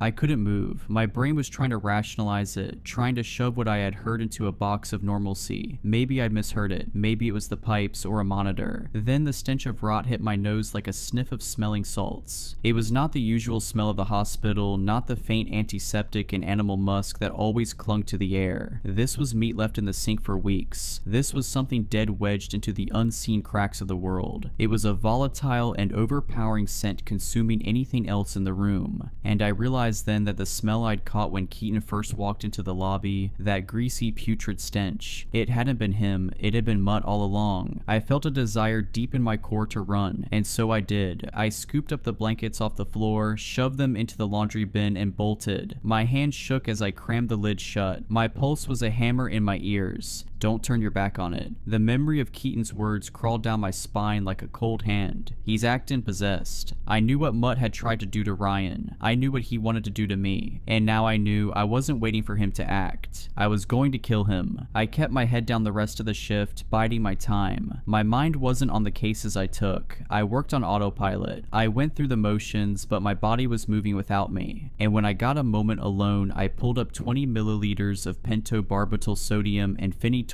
sodium solution. It's a medication called Euthasol. In other words, it's that sparkling pink liquid we in the veterinary field use to put animals down. I drew up enough of the stuff to kill a dog twice Mutt's size. There'd be a discrepancy in the controlled substance log, but I could smooth it out over the next few weeks. A couple of slightly higher doses given on euthanasia cases. If I logged these with enough time between them, I was confident no one would notice. I locked the cabinet, slid the syringe into my pants pocket. By doing this, this, I was committing a crime, breaking DEA laws. I could lose my license, my career, even end up in jail. But deep in my bones, I knew one thing for certain. That thing in the kennel, whatever it was, it needed to die. The next morning when I arrived for my shift, the hospital was heavy with grief. Everyone was crying because it turned out Ryan was dead. He'd taken his own life in his trailer sometime after leaving work. No details, no explanation. He was there one day, then he was gone the next. The police had come by to inform us. They didn't stay long, didn't need to. I knew then. Ryan's death cemented what I had to do in my mind. I couldn't wait until another dog was placed in those kennels, until another staff member was pushed over the edge. So I worked through the grief, through the horror, pushing it all into a place I'd deal with later. I waited for the right moment, a lull between shift changes. When staffing was light, I approached Mutt's kennel. He cocked his head, his eyes tracking my movements. He looked almost expectant. I opened the kennel door and slid the muzzle over his face. My hands moved with a sharpness I hadn't felt before. I yanked the straps too tight, a bit of malice in my actions. My pulse was steady. I held Mutt's paw, feeling for the vein, my other hand already slipping the needle beneath the skin. The syringe in my palm felt hot. I pushed the plunger, forcing the thick pink liquid into his vein. It was a heavy dose, too much for even the largest dog, but I pushed every last drop. Normally, euthanasia is instant. A body slumps, the muscles relax, and life fades like a deep exhale. Their eyes stay open, but they flood with vacancy. Mutt didn't move. His chest still rose and fell in a slow, steady rhythm. His muscles remained locked, rigid. His pupils, wide and black, never left mine. This dose should have ended him. This dog should be dead. The hallway lights flickered. One by one, the bulbs sizzled out, plunging the kennel ward into a profound darkness. The air thickened, heavy with the weight of something unseen. The heater shuddered to a stop. The only glow now came from the exit sign at the far end of the hall, casting a weak green wash over the kennels. The shadows seemed to twist and dance around me. I felt adhered to the spot, unable to move. The door to the kennel slammed shut behind me. My breath hitched. The silence was absolute now, only interspersed with the slow, wet rasp of Mutt's breathing. I could feel him in the dark, the weight of his presence gnawing at the air. The voice came from before me, deep into the churning pool of shadows further back into the kennel. A sound like vocal cords cut like strings and hidden beneath a mound of scar tissue. A broken, misshapen mouth trying to shape words. The vowels stretched, dripping with something slick and inhuman. My stomach lurched. I reached for the latch, fingers fumbling, but my hands were slick with sweat. My breathing was too loud. The darkness pressed in. The rot smell thickened, crawling up my throat. Then I felt it. A cold, dead hand closed around my ankle. I choked on a scream. My body jolted as something gripped me. Those jagged fingernails pressed against the fabric of my scrub pants. The air rippled in an electric wash. The sensation of static snapped against my skin. I turned in a single heaving motion and I ran. The kennel door gave way beneath my shoulder and I burst into the hallway, feet pounding against the tile. Behind me, I heard the kennel door smash open. The sound of paws, heavy and fast, hitting the ground. He was coming. I sprinted blindly through the dark, running my fingers along the wall as I searched for the end of the hallway. When I reached it, my fingers scraped against the smooth wood. For a time, completely unable to find a knob, a latch, my fingers graced only an endless surface. Paws pounded closer behind me. I swear I heard more than one set of them. It almost sounded like a quiet herd. There was no growling, no snarling, no warning. Just the rush of movement in the dark. A silent freight train barreling toward me. So I spun, pressing my back against the door. The darkness beyond was absolute, thick and suffocating. The emergency exit sign glowed faint above me, swallowing the building in a weak neon glow. The slap of paws on tile stopped, and I saw the faint outline of a hunched beast. A panther crouched behind brush, seeking out its prey. Breathing filled the void, slow, wet, and thick with malice. Then, a whisper of movement so close I felt the air shift around my face. I turned and bolted down the hall. Instinct drove me forwards without thought or plan. My body simply moved on its own accord. I reached my locker, yanked it open, hands scrambling for my purse. The air shifted, a weight pressed close. I felt it before I saw it. A swirling black hole yawning open behind me. My fingers closed around cold metal, the grip of my handgun. I turned and I raised the barrel towards the faint figure I could make out in the darkness. and I fired. The first shot lit up the hall like a camera flash. In that brief flicker, I saw him, that snarling grin. The second shot, the third. His body jerked, but he didn't fall. My ears buzzed with each concussive shot. In the green shimmer of the exit sign, I saw that his lips were still curled back in that awful rictus. The sixth and final shot hit its mark. The left side of his skull caved inward, the muzzle of his face blown apart where the bullet had exited. Even in the thin light, I saw how his jaw sagged open, how that tongue flopped out limp, and even as he fell, his head twitched. A violent, unnatural snap of movement. A thick, wet pop echoed. He swayed, then finally, he collapsed in a heap all at once. I stood there, gun trembling in my hands, ears ringing. The darkness still pulsed around me, thick and heavy, pressing in from all sides. Then footsteps, shouts, voices. Someone grabbed my arm, yanking me back. The lights flickered, buzzed, then flared back to life, and for the first time, I saw what I had done. One shot had buried itself in the tile. The rest had hit him. Mutt lay on his side, his head a ruin of blood and bone. His chest rose once, twice. Then he went still. The bite muzzle was missing. He must have pulled it off somewhere during the chase. I didn't move. The hospital swarmed with police. I don't know who called them or when, but they arrived fast. A slew of questions. I registered almost nothing in my haze. They took me into the back office,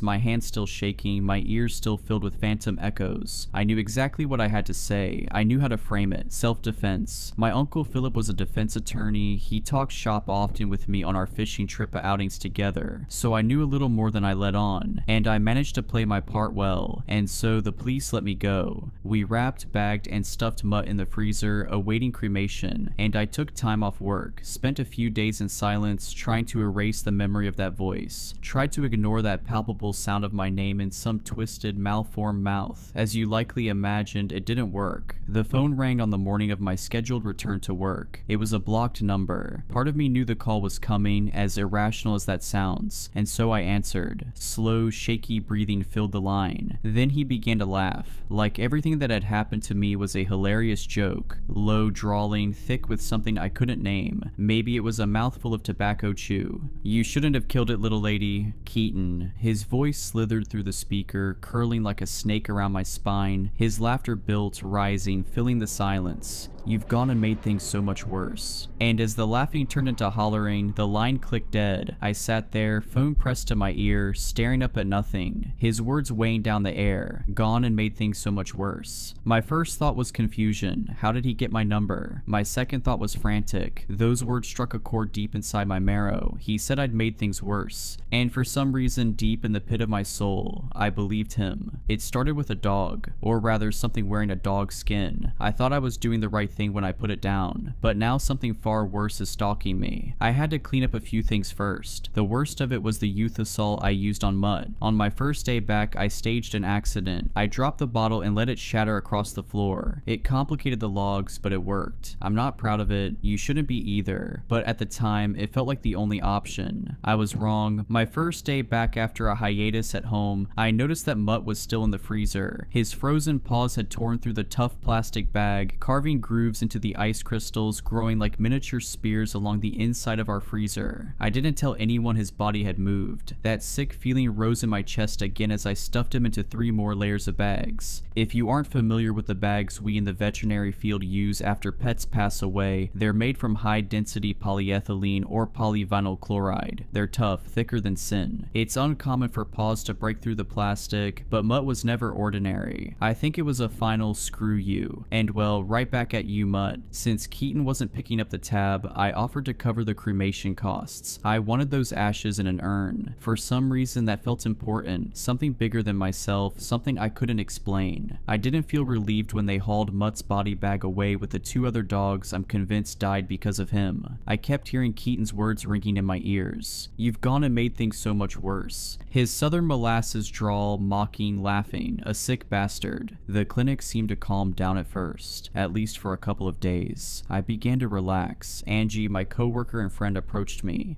Did you hear how Ryan did it? I shook my head quieter than usual, trying to show her I wasn't interested. Part of me blames myself for his death. I know how irrational it sounds, but the human mind is a sinister thing. Grief doesn't care about logic, it only cares about consuming, taking, destroying. She continued, he stabbed himself with a letter opener. My cousin works as a highway patrol officer. He got all the details on it. It's horrible, Allison. He stabbed himself so many times. Please stop, I can't. The tears were already welling in my eyes. She reached out a hand to comfort me, but I brushed past it and locked myself in the bathroom. I spent 10 minutes gripping the sink, struggling to steady my breathing. The rest of the shift passed without incident. It was monotonous and calmer than it had been since I shot Mutt in the hallway. Angie was working a back-to-back double that night, something that had unfortunately become more common in recent years as our clinic struggled with chronic understaffing. They asked if I could cover another shift too, but I said no. After everything I'd seen, everything I'd done, there weren't enough sane pieces of me left to give. That night, I settled into bed, my gun tucked under my pillow. The trailer was quiet, just the sound of wind outside, a high-pitched whooshing that rattled the walls every so often, but I found it almost soothing. As I lay there, closing my eyes, I saw it, a snarling, statuesque black Rottweiler, eyes like two bottomless pits. He moved through the trailer toward me, his presence a creeping weight in the dark. Then I looked down. Instead of paws, he had 4 pale hands, their flesh blending seamlessly into the black fur of his limbs. He strode forward. I couldn't move. Every muscle in my body locked up, frozen in place as he slunk beneath the foot of my bed. I tried to open my eyes to wake up from the nightmare, but they were open, and I wasn't sleeping. A hand rose over the mattress edge, another followed. I felt the weight of them press down, the mattress sinking beneath an unseen force. It felt so real, too real. Then the snout emerged, slow and deliberate, rising above the sheets like a shark breaking the surface of the ocean. It drained the room of anything good, anything right. Only the ache of loneliness remained, a gnawing darkness spreading through me. I felt like I was sinking into a bottomless pit, falling endlessly. The stench of rotten meat filled my nostrils. The grinning maw loomed inches from my lips. Eyes burned into mine, wide and unblinking. A string of drool pressed against the skin of my neck. The mouth began to open, yawning. Each serrated edge gleamed in the moonlight, lining the jaws in jagged, overlapping rows. The clicking of bone filled the silence as the jaw pried open past natural limits, tendons slipping and joints straining. It kept widening, the gaping maw stretching farther than anything human or animal should be able to. Hot, damp breath washed over my face. My teeth clenched, the mouth inched forward, slow and deliberate, savoring the moment. Every nerve in my body screamed to move, to fight, but I was frozen, paralyzed beneath the weight of its presence. The gaping maw hovered inches above my face, the serrated edges of its jaws twitching in anticipation. I could see the glistening sinew stretching as the jaws prepared to snap shut, feeling the unbearable heat of its breath seeping into my skin. A low guttural growl rumbled from deep within its throat, vibrating through the mattress, through me. My pulse pounded against my temples, drowning out everything but the sound of that grinding, clicking jaw. Then my phone rang. The sudden chime shattered the moment, a blinding flash of light flooding the room. The weight lifted in an instant. The monstrous shape dissolved like mist, vanishing into the shadows as if it had never been there. I was moving before I realized it, gasping for air, clutching my chest. My heart hammered within me like the hooves of a war horse, my limbs trembling as I scrambled upright, searching the darkness for any lingering sign that it had truly gone. Had I experienced sleep paralysis, something worse? I heard my trailer door slam shut. I picked up the phone and flicked on the lamp by my bed. I heard a loud wailing siren and the sound of wind on the other line. My eyes were too blurry with tears to read the contact name. Oh, Allison, check the news. It was Dr. Harcum. He sounded out of breath. I grabbed my remote and flicked on the television and thumbed it to a local news station. Dr. Harcum breathed heavy in the background. We are here on the scene of what is now suspected to be an incident of arson. Firefighters struggled to put out the blaze, although they stopped it from spreading to nearby buildings. I felt the world glaze over. I watched a team of yellow-clad firefighters picking through the cinders of my old workplace. God, half the roof was slumped in. The place was licked with flames. I recognized little pieces of a much larger puzzle, smashed and burned. I still clutched the phone to my head as I watched the firefighters pick through the ruins of an intimate part of my life. It was gone, just like Ryan. Angie, she didn't make it out. Dr. Harcum choked out a sob. A man who I'd worked with for years and had never seen shed a tear before began sobbing brain on the other line. This was a 60-something ranching vet who didn't take crap from anyone, a man carved out of the New Mexico dirt, tougher than the rest of us, and he was crying. I steeled myself, choking back my tears. Angie had been a friend, closer than Ryan. She'd burned to death in that building. What happened? Tell me everything, I said, forcing down the swell of emotion. I think it was that creepy guy, that blonde guy Keaton. We were working the shift when a container of gasoline with a lit rag was tossed through the back window into the doctor's office. It engulfed the place in flames in seconds. We lost some patients too. His voice wavered, struggling to stay steady. I don't know who would do that. Why? What did we ever do to that inbred piece of crap? So senseless. God, I told the police everything. This was beyond them, beyond what the police could understand. I'd sound insane if I told them everything. Even after I'd blown Mutt's jaw apart, I had omitted so much from my statement. Keaton didn't need a motive. He felt like it was ancient, a force of chaos that existed only to sow pain and reap a harvest of blood. He didn't need a reason, Doc, not to drop off that monster, not to burn down our clinic. He wanted us to suffer. He wanted to watch us die. Dr. Harcum was silent for a moment, my words hitting him like a blow. I have to go, he finally said. The police need a more detailed statement. Be safe, Allison. The line went dead. Another victim. Angie. Gone. Another life swallowed by the plague of tragedy I couldn't begin to understand. My hand trembled, not only from the horror of what I'd experienced, but from the weight of everything I'd lost. From the thought of Ryan's brutal self-destruction. Some creeping apocalypse had wandered into my life, and it was clear now it intended to stay. I couldn't sleep again. I didn't even try. My phone buzzed with texts from friends, family. One missed call stood out. My old friend Joe. Navajo Joe we used to call him, always with a grin. He just laughed, that handsome, tough son of a gun. I should have called them all back immediately, but I had other more pressing things to do first. I gathered my belongings, flipped open the cylinder of my revolver, and loaded a cartridge into each chamber. The compact 9mm felt solid in my grip, its matte finish worn smooth from years of use. Despite its small frame, the steel carried weight, reassuring and steady. I tossed a couple of ammo boxes into my purse, the rounds light but lethal, their copper-jacketed tips catching the dim glow of my bedside lamp. From the top of my cabinets, I pulled down an old wooden cigar box. Inside was a couple $1,000s I'd stashed away for emergencies. If this wasn't an emergency, I didn't know what was. I sat on the porch of my trailer, a cigarette pinched between my fingers, watching the sun claw its way over the horizon. Smoke curled into the air, twisting in the breeze, vanishing into nothing. By the time morning fully arrived, I'd burned through the whole pack. I checked my watch. The crematorium would be opening soon. They'd taken Mutt's body a couple of days ago. I needed to convince them to put Mutt at the top of the cremation list. My old Buick truck started with a low rumble, the engine purring to life. A gift from my late father, it had been his pride and joy. I reached up to adjust the rearview mirror and froze. A spiked black collar hung from it, tags jingling softly as I brushed against them. Mutt.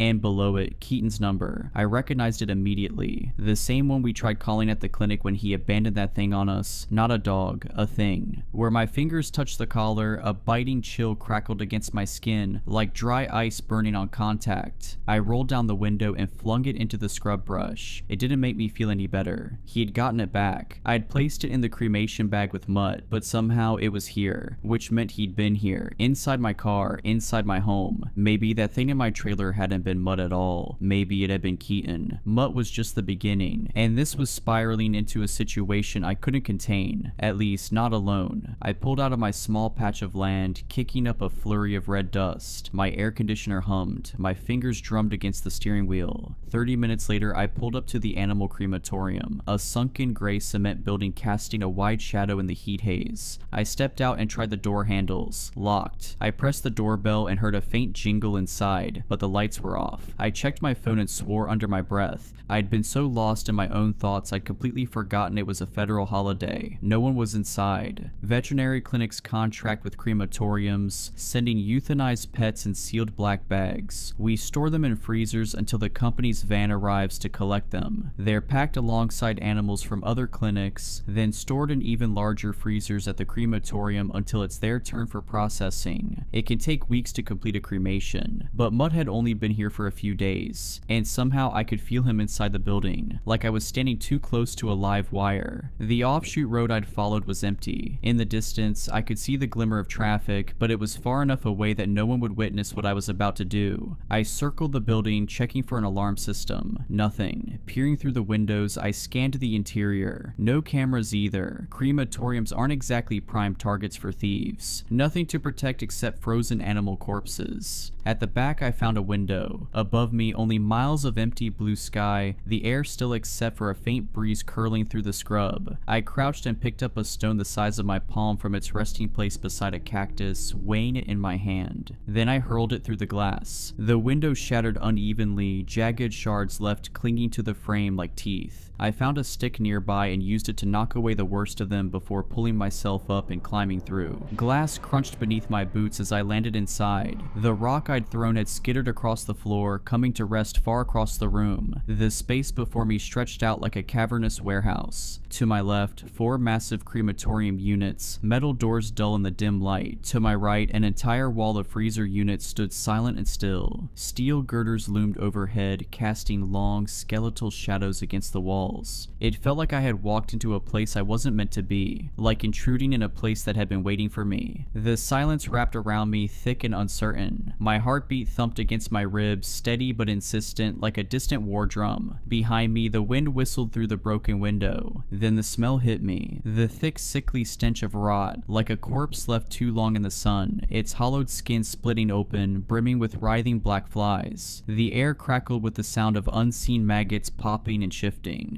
A sudden thump made me jerk toward the freezers. One of the lids lifted, then fell with a hollow clunk. I watched, my breath caught in my throat as the white top rose and dropped again, like a mouth opening and closing. Then another freezer began knocking against itself, and another. Then they all started. The sound grew into a chaotic, discordant symphony. The freezers shuddered, vibrating against the floor, scraping and twisting from their original positions. Then, all at once, the room fell still. Silence dawned. Then, with a deafening crash, the first freezer that had started thumping was hurled 10 feet across the floor. It flipped onto its side, metal screeching as it scraped across the concrete, body bags spilling from the burst seam. It slammed into one of the crematorium units, the impact tearing the freezer door clean off. The lid skidded across the floor, crashing into the wall with a metallic clang. And in the middle of the wreckage lay the triple-bagged corpse I recognized all too well, Mutt. His body was rigid, frozen stiff inside the thick layers of plastic. The paws pressed outward, twitching. I heard bones grinding, joints twisting, the sickening sound of something forcing itself to move when it shouldn't. The stiff limbs pushed against the plastic like a baby kicking from inside the womb. I felt eyes on me, burning pupils watching from behind. Shadows stretched and shifted in my periphery, but I couldn't take my gaze off the thing in front of me. The dog I had shot, the one with the caved-in skull, the one I had pumped full of euthanasia solution, the one that had been locked in a freezer for days. I spotted a square point shovel leaning against one of the cremation units, caked in ash. I grabbed it, feeling the rough handle bite into my palm, and charged forward. I swung it down with all the force I could muster. The first strike split the thick plastic, sending frozen chunks of flesh spraying across the floor. Mutt's ruined head tumbled free. His frost-glazed eyes caught the dim light, and his shattered lower jaw smacked against the concrete, twitching. It was too frozen to bite, too stiff to do anything but thrash in mindless, spasmodic movements. My pulse thundered in my ears. The wind outside howled through the broken window, its pitch rising into something shrill, almost human. The shadows behind me deepened. I swung again. The shovel blade carved through tendons, severing the spine at the neck. The paws inside the torn body bag spasmed, clawing at nothing. I kept going, hacking away at the frozen flesh until the head detached completely with a final sickening crunch. The wind howled louder, but I could sense that it wasn't only the wind behind me anymore. I turned. Keaton. He loomed in the broken window, impossibly tall. His body twisted to fit through the jagged frame. One hand gripped the windowsill, fingers digging into the crumbling concrete, the other obscured in the shadows. His filthy blonde hair hung limp over a face that wasn't quite human. His neck stretched forward, grotesquely elongated, the vertebrae bulging beneath thin, sallow skin. It didn't just extend, it coiled, folding over itself like an accordion, fluid yet wrong in every conceivable way. The angle of it made my stomach twist. His eyes were red, raw, pools of blood where the whites should have been, and they pinned me in place. The pupils were black, dull, the color of tarnished coins left to rot in the dirt. He inhaled, slow and deep, dragging in the air like he was tasting it, and then his lips split apart, curling into a grin that stretched too wide, splitting cheek to cheek as if his skin could barely contain it. His chest heaved, a silent laugh rippling through him, and his head, God, his head was so much closer than it should should have been. His clicking, sinuous neck had stretched impossibly far into the room, casting a long, warped shadow that swallowed the space between us. Mutt's body writhed behind me, flopping against the concrete like a fish without a head. The sickening smacks echoed through the cavernous room, each one more desperate, more wrong. I backed away from Keaton, slow and deliberate, my pulse hammering in my ears. He didn't speak, he just breathed deep and slow, savoring the moment, drinking in my fear like it was red wine. The wind whispered through the broken window, stirring the air between us. Then his other arm rose, unnatural in its movement, the elbow joint clicking as it bent at a disturbing angle. His hand curled around something, lifting it up like a prize. At first I couldn't make sense of it, a dark matted thing, limp and swaying slightly. Then I saw how his fingers had sunk into it. His middle and ring fingers were buried deep in gaping eye sockets. His thumbs screwed into the crown of the head like he was gripping a bowling ball. The realization hit me like the blare of a car horn on a pitch black road. Ahead, a human head. The jaw hung slack, twisting from side to side with every minute shift of Keaton's grip. Blood clung to the torn skin in slick, wet strands. I knew that face. Dr. Harkham. The breath hitched in my throat and I staggered back without thinking. A mistake. White-hot pain seared through my calf.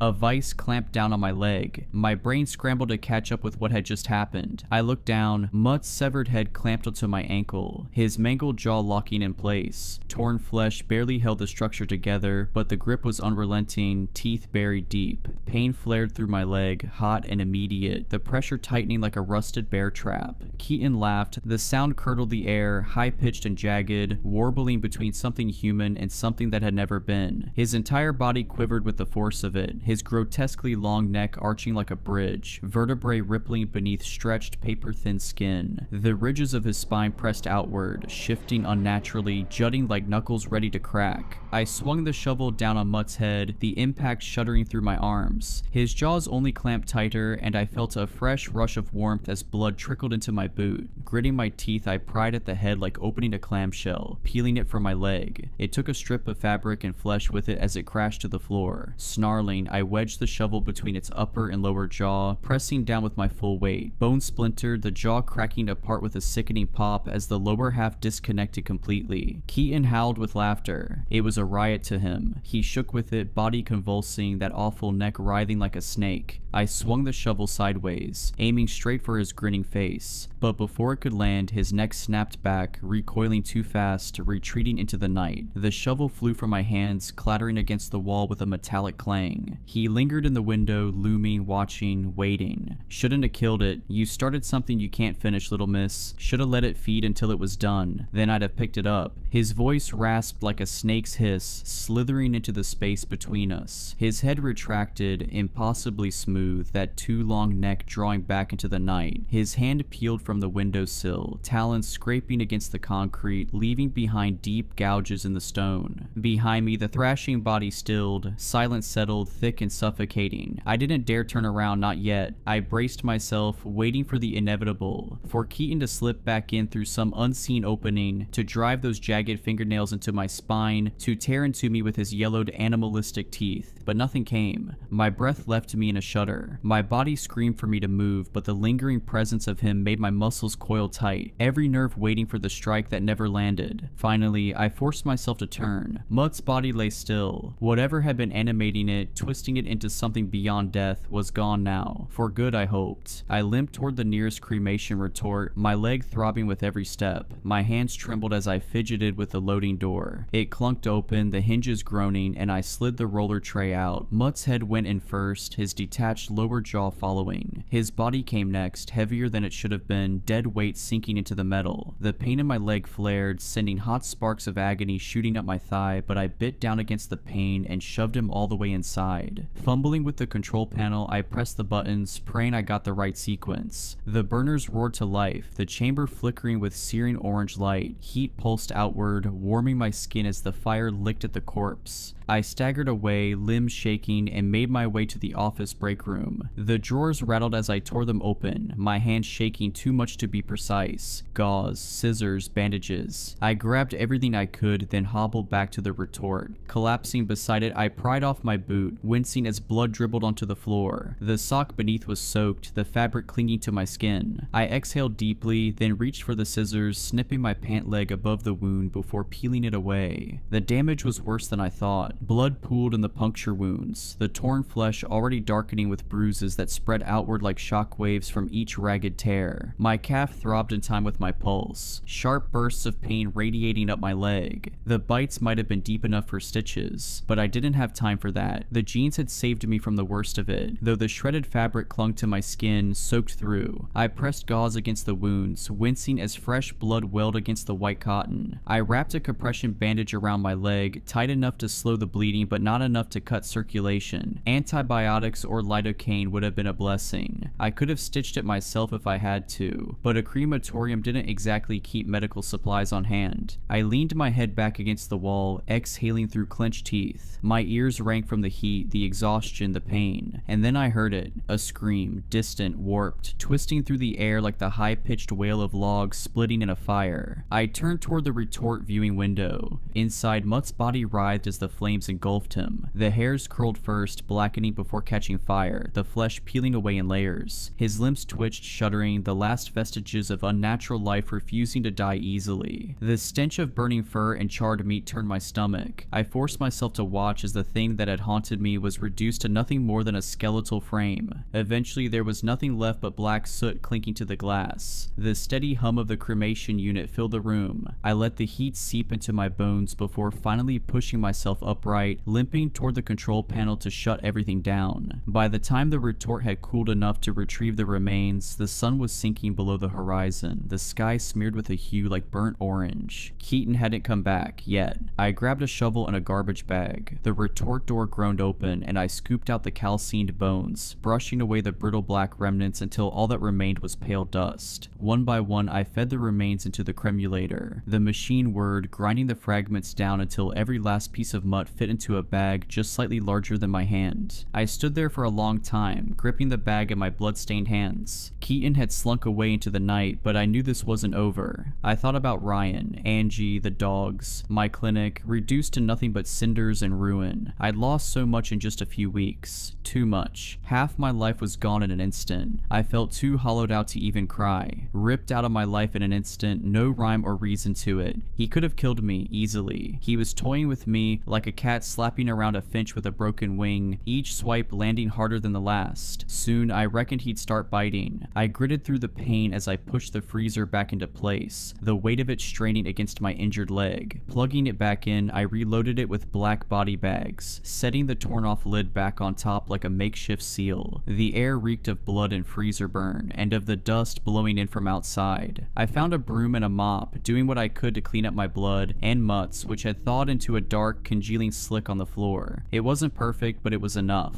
Stepping outside, I checked both ways. Nothing but dirt and desert weeds stretching into the distance. The silence out here wasn't comforting. It was heavy, pressing down like a held breath. The dread never left. Sliding into my car, I turned the key. The engine rumbled to life, a sound that grounded me, if only for a moment. I set Mutt's bag of ashes on the passenger seat, staring at it like it might start moving again. Then I saw something in the footwell, something round, hollow sockets where fingers had pressed deep and firm. Dr. Harcum's head, a parting gift. Bile rose in my throat, but I swallowed it back, forcing my breathing steady. I'd had a tough life growing up. I knew how to push things down, bury them deep. I grabbed an old jacket from the back seat and tossed it over the round heap. At least I didn't have to look at him like that anymore. Then I did the only thing I could do. I called the one person who might be able to do something about this. The only one who might be able to pull me from the riptide I was drowning in. Joe. My buddy from high school. I hadn't talked to him in years, but I'd missed his call this morning. That had to mean something. The dirt road stretched toward the main highway as I drove, my hands gripping the wheel tighter than they needed to. He picked up on the second ring. Allison, thank God. Tears welled at the corners of my eyes. God, Joe, it's been so long. I saw the news. I know you worked there. I had to see if you were okay. Joe, I need to talk to you. Something's after me. It's been after me since I first saw it a few weeks ago. I need your help. A dog came into my clinic. Bad luck. Thing turned the building into a slaughterhouse without so much as a blink. Silence. The joy in his voice faded, melted away like chocolate left too long in the sun. Outside, the sky burned with the last light of day, the sun dipping toward the edge of the world, flaring one final orange goodbye. That's not just bad luck, Allison. That's something else. Something old. That's bad medicine. Joe clicked his tongue the same way he used to. The sound hit something deep in my chest, a crack in my ribs I hadn't noticed forming until now. I should have called him sooner. Maybe things would have turned out differently, maybe not.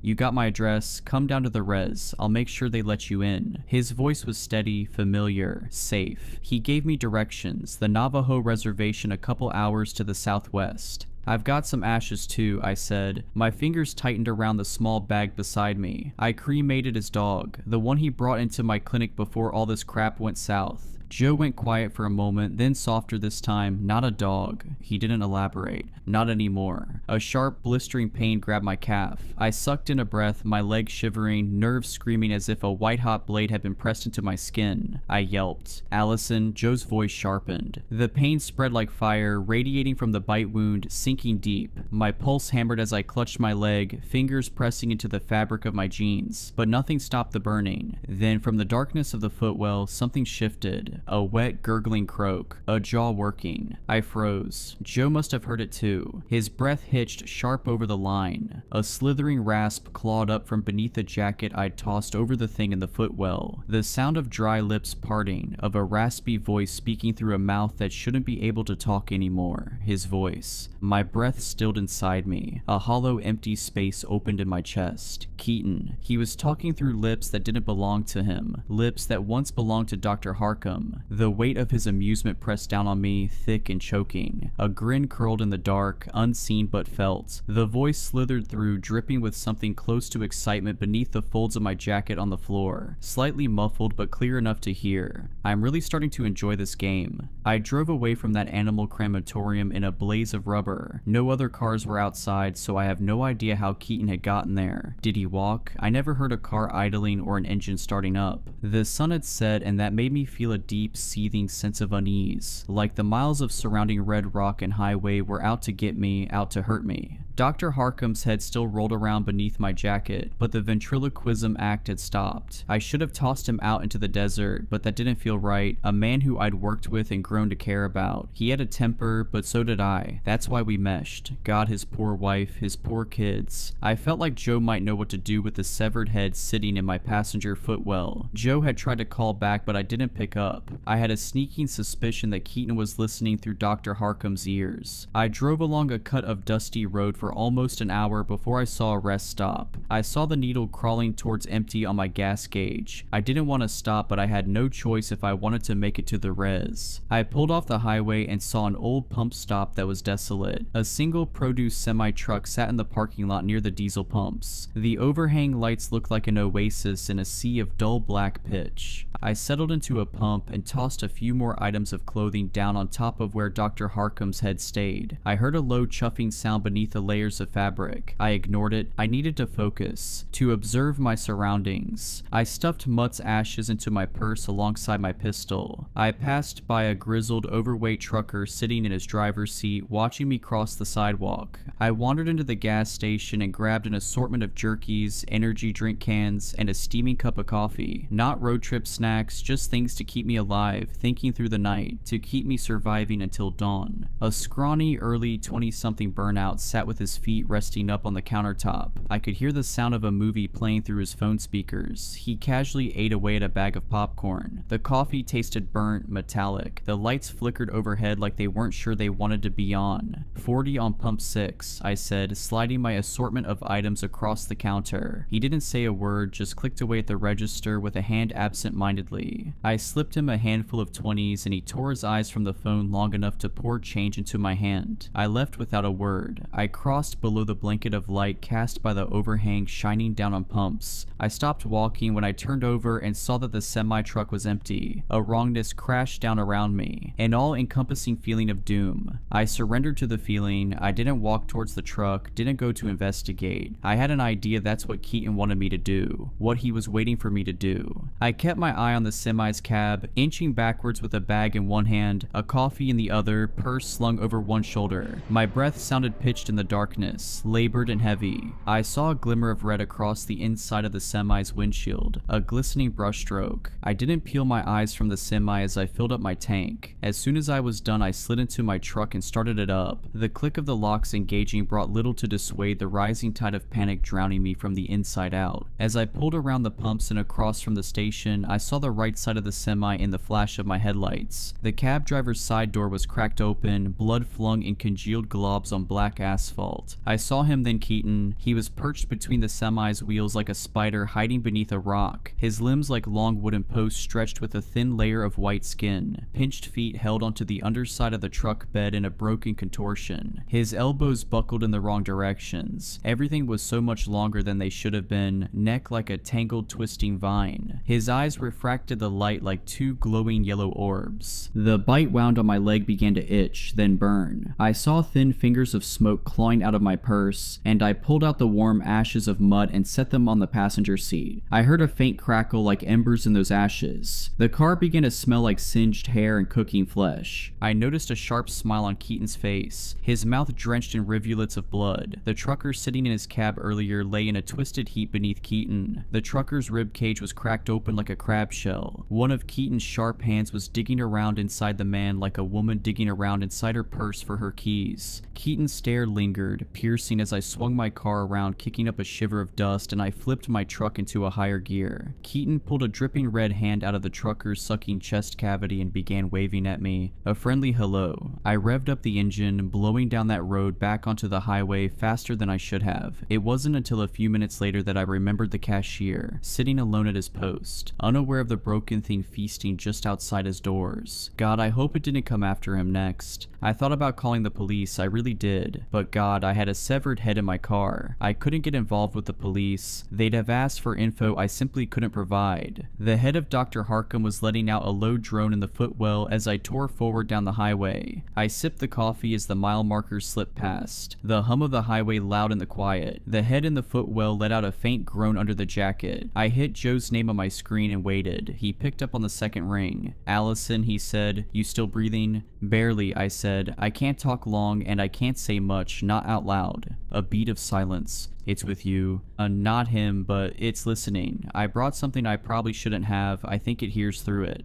"Alright," Joe said, calm but clipped. "Just talk around it. I can follow." "I'm heading your way. Should hit the basin in a couple hours, give or take." "We're setting up now," he said. "Called in a medicine man named Despa. He knows that old stuff. Said what you told me last time was a bad shadow. Said that thing you shot might have been a mask, not a real dog." "It wasn't a dog," I said, my voice wavering just a hint. Joe exhaled through his nose. I could picture him standing outside his truck, wind tugging at his sleeves, oiled gator skin boots kicking at the weeds. "We set the line near the arroyos. You'll see it before the road curves west. Cedar, ash, pollen. Despa's been blessing it himself. That thing steps through, it'll feel it, might even stop it. I'll drive through, I'll lead it in." He paused. "You sure it's still behind you?" "No," I said. "I'm not sure of anything, except it's not done with me." His voice dropped. "Allison, if that doesn't work, we've got a backup plan. If it follows past the ridge, lead it to the trailer up on the hill. It's mine. Go in, make sure it follows, then slip out the bathroom window and shut it behind you. Locks from the outside. You won't see anyone, but we'll be in position. My cousins are posted nearby. Despa will be with us." Good. Another silence passed between us, the kind that holds everything neither of us wanted to say. "I don't know what this thing is, Joe," I said finally, "but it's not a man, not anymore." "I figured that much." "I hate that I'm leading you into this, Joe." He chuckled. "I'd do anything for you, Allie. Just hate it took something this awful for us to reconnect." I winced. I should have reached out sooner, but time has a way of slipping through your fingers. "You sure your people are ready for this?" No one's ready for something like that, but we've dealt with worse than dogs wearing skin. Joe, I felt a tear streak down my cheek. For the first time, it wasn't an unkindly shed tear. I know, just get here, we'll take care of it. I stared at the horizon where the last light had slipped away hours ago. The jacket in the footwell twitched and a low, warbling breath rattled through the fabric. Listening, clicking teeth together. Soon, I said, just keep the fire burning. I hung up. The road stretched on for miles. I fought the pull of sleep, guzzling caffeine and chewing jerky to stay alert. I was flying toward a violent conclusion. Keaton felt drawn to me, like I was his muse and he the artist. Maybe it was because I killed Mutt, maybe something deeper, some unseen thread tying us together. He killed my friends and coworkers, he beheaded the vet I worked for, burned down the clinic, even murdered a trucker just to send me a message. This was more than cruelty. This was personal. A few miles out from the res, I saw a wash of blue and red lights behind me, followed by the chirp of a police siren. If my sanity were a spool of thread, it was unraveling fast. This night felt like a nightmare unfolding slowly, like a dress billowing on a clothesline. I pulled calmly to the side of the highway, though my heart thundered in my chest. I kept my hands on the steering wheel and stared into the rearview mirror. The officer approached from the right, walking the shoulder with caution. He came to the passenger window and motioned for me to roll it down. I did. License and registration, please, he said in an authoritative tone. Yes, 1 second, officer. My eyes dropped to the bundle of clothes on the floor, and I forced myself to look back up at the glove box. I pulled out some crumpled insurance paperwork and my registration, then grabbed my license from my purse and handed them all over. His face stayed blank, maybe a little annoyed. He had just started walking back to his cruiser when Dr. Harcum's head began to moan, a low, drawn-out sound that grew into a wail. My heart stopped. The mood shifted instantly. The officer turned, clicked on his flashlight, and swept the beam across the truck's interior. What is that noise? He asked, flashing the light across the dash, the seats, the floor. The beam settled on the lump in the passenger footwell. He reached down with a gloved hand. No, don't, please, I said, my voice cracking, panic blooming fast. If he found the head, Keaton would be the least of my problems. Be quiet, ma'am, he snapped. With 2 fingers, he peeled back the jackets, the dirty shirts, and the jeans. He gasped when he saw the head, eyeless, crusted in dried blood, the flesh writhing slightly, twitching on the floorboard. The head wailed louder now, 2 black, empty sockets staring up at him. Oh Lord have mercy, what the hell is this? His tone shifted again, this time to fury. Ma'am, step out of the vehicle now. I reached for my door handle and heard him unholster his sidearm with a sharp pop. His flashlight lit up the cabin like a searchlight, held steady in his left hand. In his right, he raised a sleek black pistol, his gloved fingers wrapped tight around the grip. Do you have any weapons in the car? I have my revolver in the purse, nothing else. Officer, please listen to me. Shut it, he snapped. Hands laced behind your head, kneeled down in front of the car. No other cars passed by. Besides the wind, it was too quiet. The air shifted. Bad air. A bad omen. It smelled like dust, but beneath it was something fouler. The reek of decay swam through the midnight breeze. The scrubland stretched for miles behind barbed wire fences. The officer reached for his radio but paused, listening. A low howl rose from the distance. A coyote drowning in a river, a wolf caught in a trap. It was a sound full of pain, too close, and the air around us vibrated with something uncanny. I had moved in front of the truck, obeying his commands. My feet moved without thought. I had always been pliable under authority, never one to break rules. The bushes rustled behind the officer, off to the right beyond the shoulder. He swung his light over. It landed on a figure, long limbs, a hunched body, a neck twisted like it had broken in multiple places. He looked like a crane fly, all angular joints and stilted motion. His eyes shone like white flares in the dark. The officer's mouth fell open. He stammered, trying to speak, but only half-formed words spilled out. His hand finished drawing the sidearm, and he turned toward Keaton. Keaton remained still beneath the moonlight, crouched in the sagebrush, motionless. My body started to shake. Then he charged. He burst forward on long, pounding limbs, elbows jutting out as they absorbed the weight of his insectile body. His mouth opened wide, stretching into his neck like a twisted ribbon of pale flesh lined with thorns. He didn't run. He skittered on all fours. The officer stood in a trance. He couldn't raise his revolver. His hands trembled, belt rattling with the weight of his fear. His face had gone pale, sickly, like he'd come down with the flu. Sweat beaded on his forehead beneath the brim of his hat. His radio crackled weakly against his chest. Time froze, held in place. I wanted to speak, to move, to do anything, but my words stuck in my throat, choking me. I was frozen too, paralyzed by the sight of something that monstrous. dangerous. Somewhere behind me, Dr. Harkham's head began laughing. Keaton was a rolling twister of violence, like staring into an oncoming hurricane, feet glued to the ground. Violence incarnate. He vaulted the railing in a single leap and crashed into the officer with terrifying force. He slammed the man's back against my passenger door so hard the entire truck shifted to the left. That broke my paralysis. I scrambled back into the truck and turned the key. My passenger window was still rolled down, and through it I saw the officer's limp body smashed against the door. His weight bent the metal with a few sharp, hollow pops. Keaton's jaw opened wide, stretching all the way to his throat, a mass of twisting yellow teeth. He was chewing through the officer's skull, tearing flesh, stripping it clean. The flashlight and pistol clattered to the pavement. Then Keaton's eyes came into view, slitted, swollen like two overripe grapes. A predator's eyes, empty, starving. I slammed the gas. The car lurched forward. Something on the officer's duty belt scraped against my paint. I felt a thud as both bodies tumbled off my truck and hit the pavement behind me. In the rear view, I saw Keaton's naked body wrapped around the officer, limbs grasping and tearing. His skin crawled with motion, like the organs inside him were alive and shifting. The flashing lights from the squad car bathed them both in red and blue. One of the cops' boots rolled into the road, its laces dragging behind like it was trying to crawl away without him. Keaton paused, then began pulling the corpse behind him, dragging it like a child pulling along a favorite blanket. When I was a few yards away, Keaton snapped his head sideways at a breakneck speed.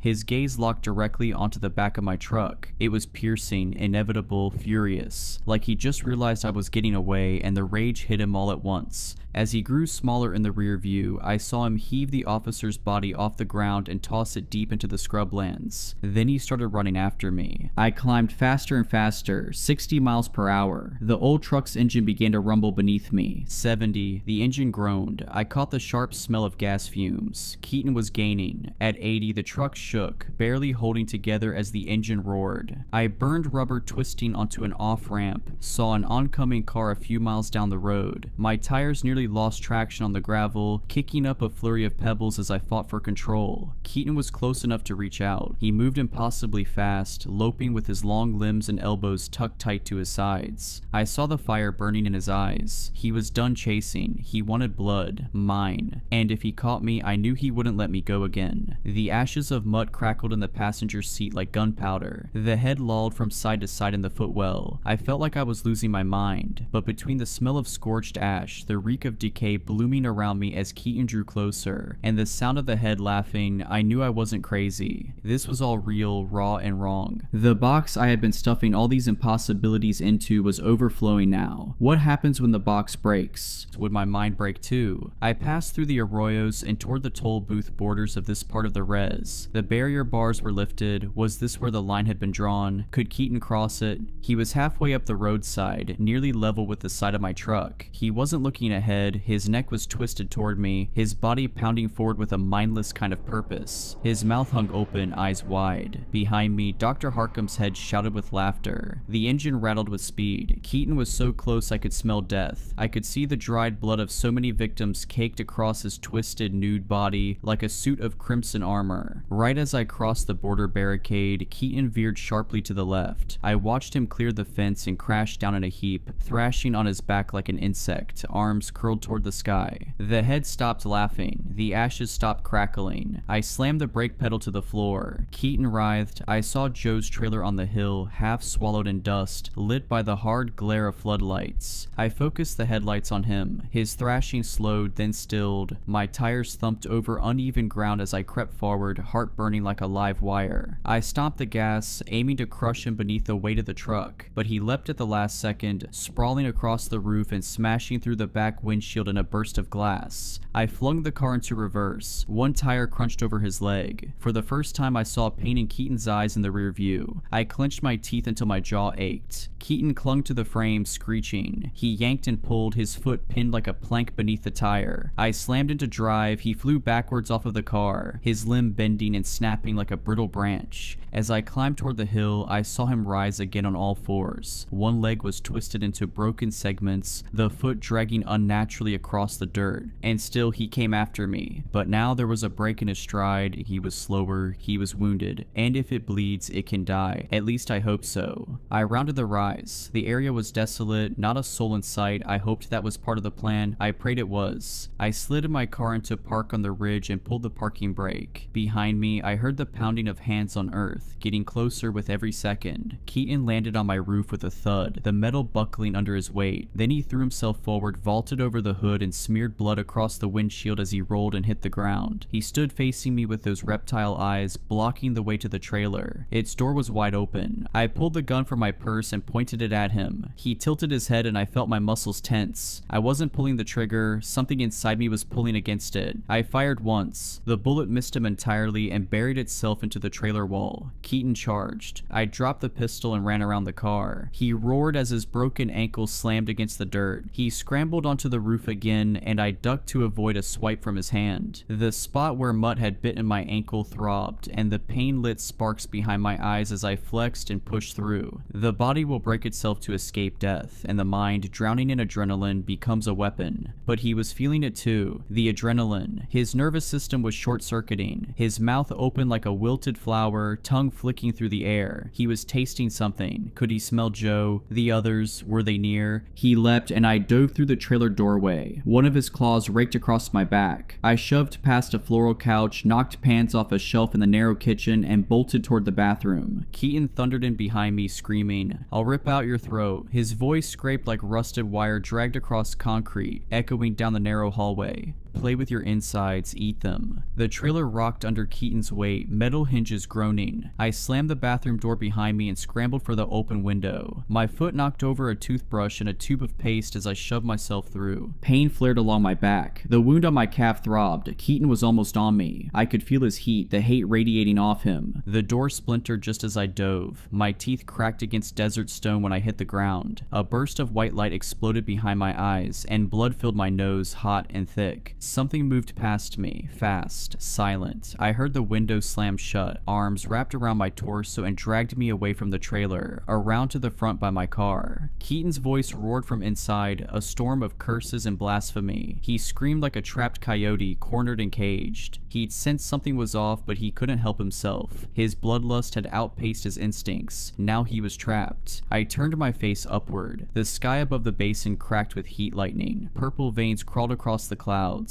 The air buzzed with insect calls and owl cries. The desert had awakened, and it seemed to know what was coming. A man I didn't recognize moved past me, wearing a bandolier of bundled sage and carrying a rawhide pouch that smelled of cedar and cornmeal. He approached the trailer with quiet purpose, opened my truck door, and retrieved the bundle of Mutt's ashes and the shrouded head of Dr. Harkham. With steady precision, he placed them both through a window into the trailer. Another man knelt in the dirt near the rear axle, an elder in a long shirt embroidered with turquoise beads and white ochre. He began to sing in a language I didn't understand. The words were low and heavy, his voice rolling like wind through canyon crests. He poured corn pollen in a slow arc around the trailer, his movements deliberate and unwavering. The others joined in. Their chant rose from the earth like the black smoke from the trailer. The song was older than Keaton, older than the desert. Then came the drum beat, deep and rhythmic. A taut deer hide stretched over a cedar frame, struck in time with the chanting. Inside the trailer, Keaton's limbs thrashed. A hand burst through the kitchen window, blistered and cracking. His skin was changing, splitting, leaking. Joe stood nearby, rifle leveled, his breath slow and focused. The bullets he fired were ceremonial, silver cast and marked with ash and pollen, each one struck with meaning. Keaton screamed like something dying. His voice scraped against the trailer's walls as flames began to rise from underneath. The tinder place below had caught. Smoke coiled into the night sky, carrying something foul and wrong. The fire grew, hungry and bright, fed not only by gasoline but by intention, by design. Keaton howled as the medicine circle tightened around him. His bleeding eyes gleamed through the flicker of flame, filled with disbelief and fury. He clawed at the walls, tried to find the door, but it had been sealed from the outside with rawhide bindings and sacred paint. He scratched at the windows, too narrow for his spider-like frame to slip through. The chanting never stopped, even when the trailer began to cave inward, even when the screams turned wet and animal. The fire consumed. The wind shifted. I watched Keaton stop fighting. I saw his flesh pock, blister, rupture, and burn. He looked at me through the window the same way Mutt had, with those vacant, unreadable eyes. Keaton sucked up lungfuls of empty breath. Joe watched his home burn to embers. For me, there wasn't a trace of regret in his expression, only that same ruthless, focused anger. I spit blood through my cracked lips. And then the world went quiet. No birds, no insects, not even coyotes, no Keaton, not anymore. Only the breath of the desert and the low hum of thunder threading the sky. We stood and watched the trailer's shell glow red, then crumble. Joe's cousins moved through the sagebrush with extinguishers, tamping out sparks before they could catch. I didn't look away until it was dark, silent, hollow. Then I broke, not cleanly, not quietly. My whole body shook with sobs dragged from someplace beneath grief. I screamed, raw and hoarse, and clung to Joe like a raft in a black ocean. He wrapped me in a musty blanket and said nothing, just held on. One hand pressed firm to my back. I wept into the chest of his shirt. So much gone, so much taken. It better be dead, I said between sobs. We're going to bury the ashes of that guy. Death Spa's gonna make sure it doesn't come back. I used to believe in quiet deaths, gentle ones. That was before Mutt, before the laughing sickness that was Keaton. The world had gone still, no more chase, no more fire, no more road to burn through, just the sound of my breath hitching, the dull ache in my limbs, and the weight of deep grief settling into my bones. If you enjoyed these stories, please consider subscribing and liking this video. Let me know your thoughts of these stories in the comments below. I frequently talk to my viewers there. But anyways, I hope you were creeped out.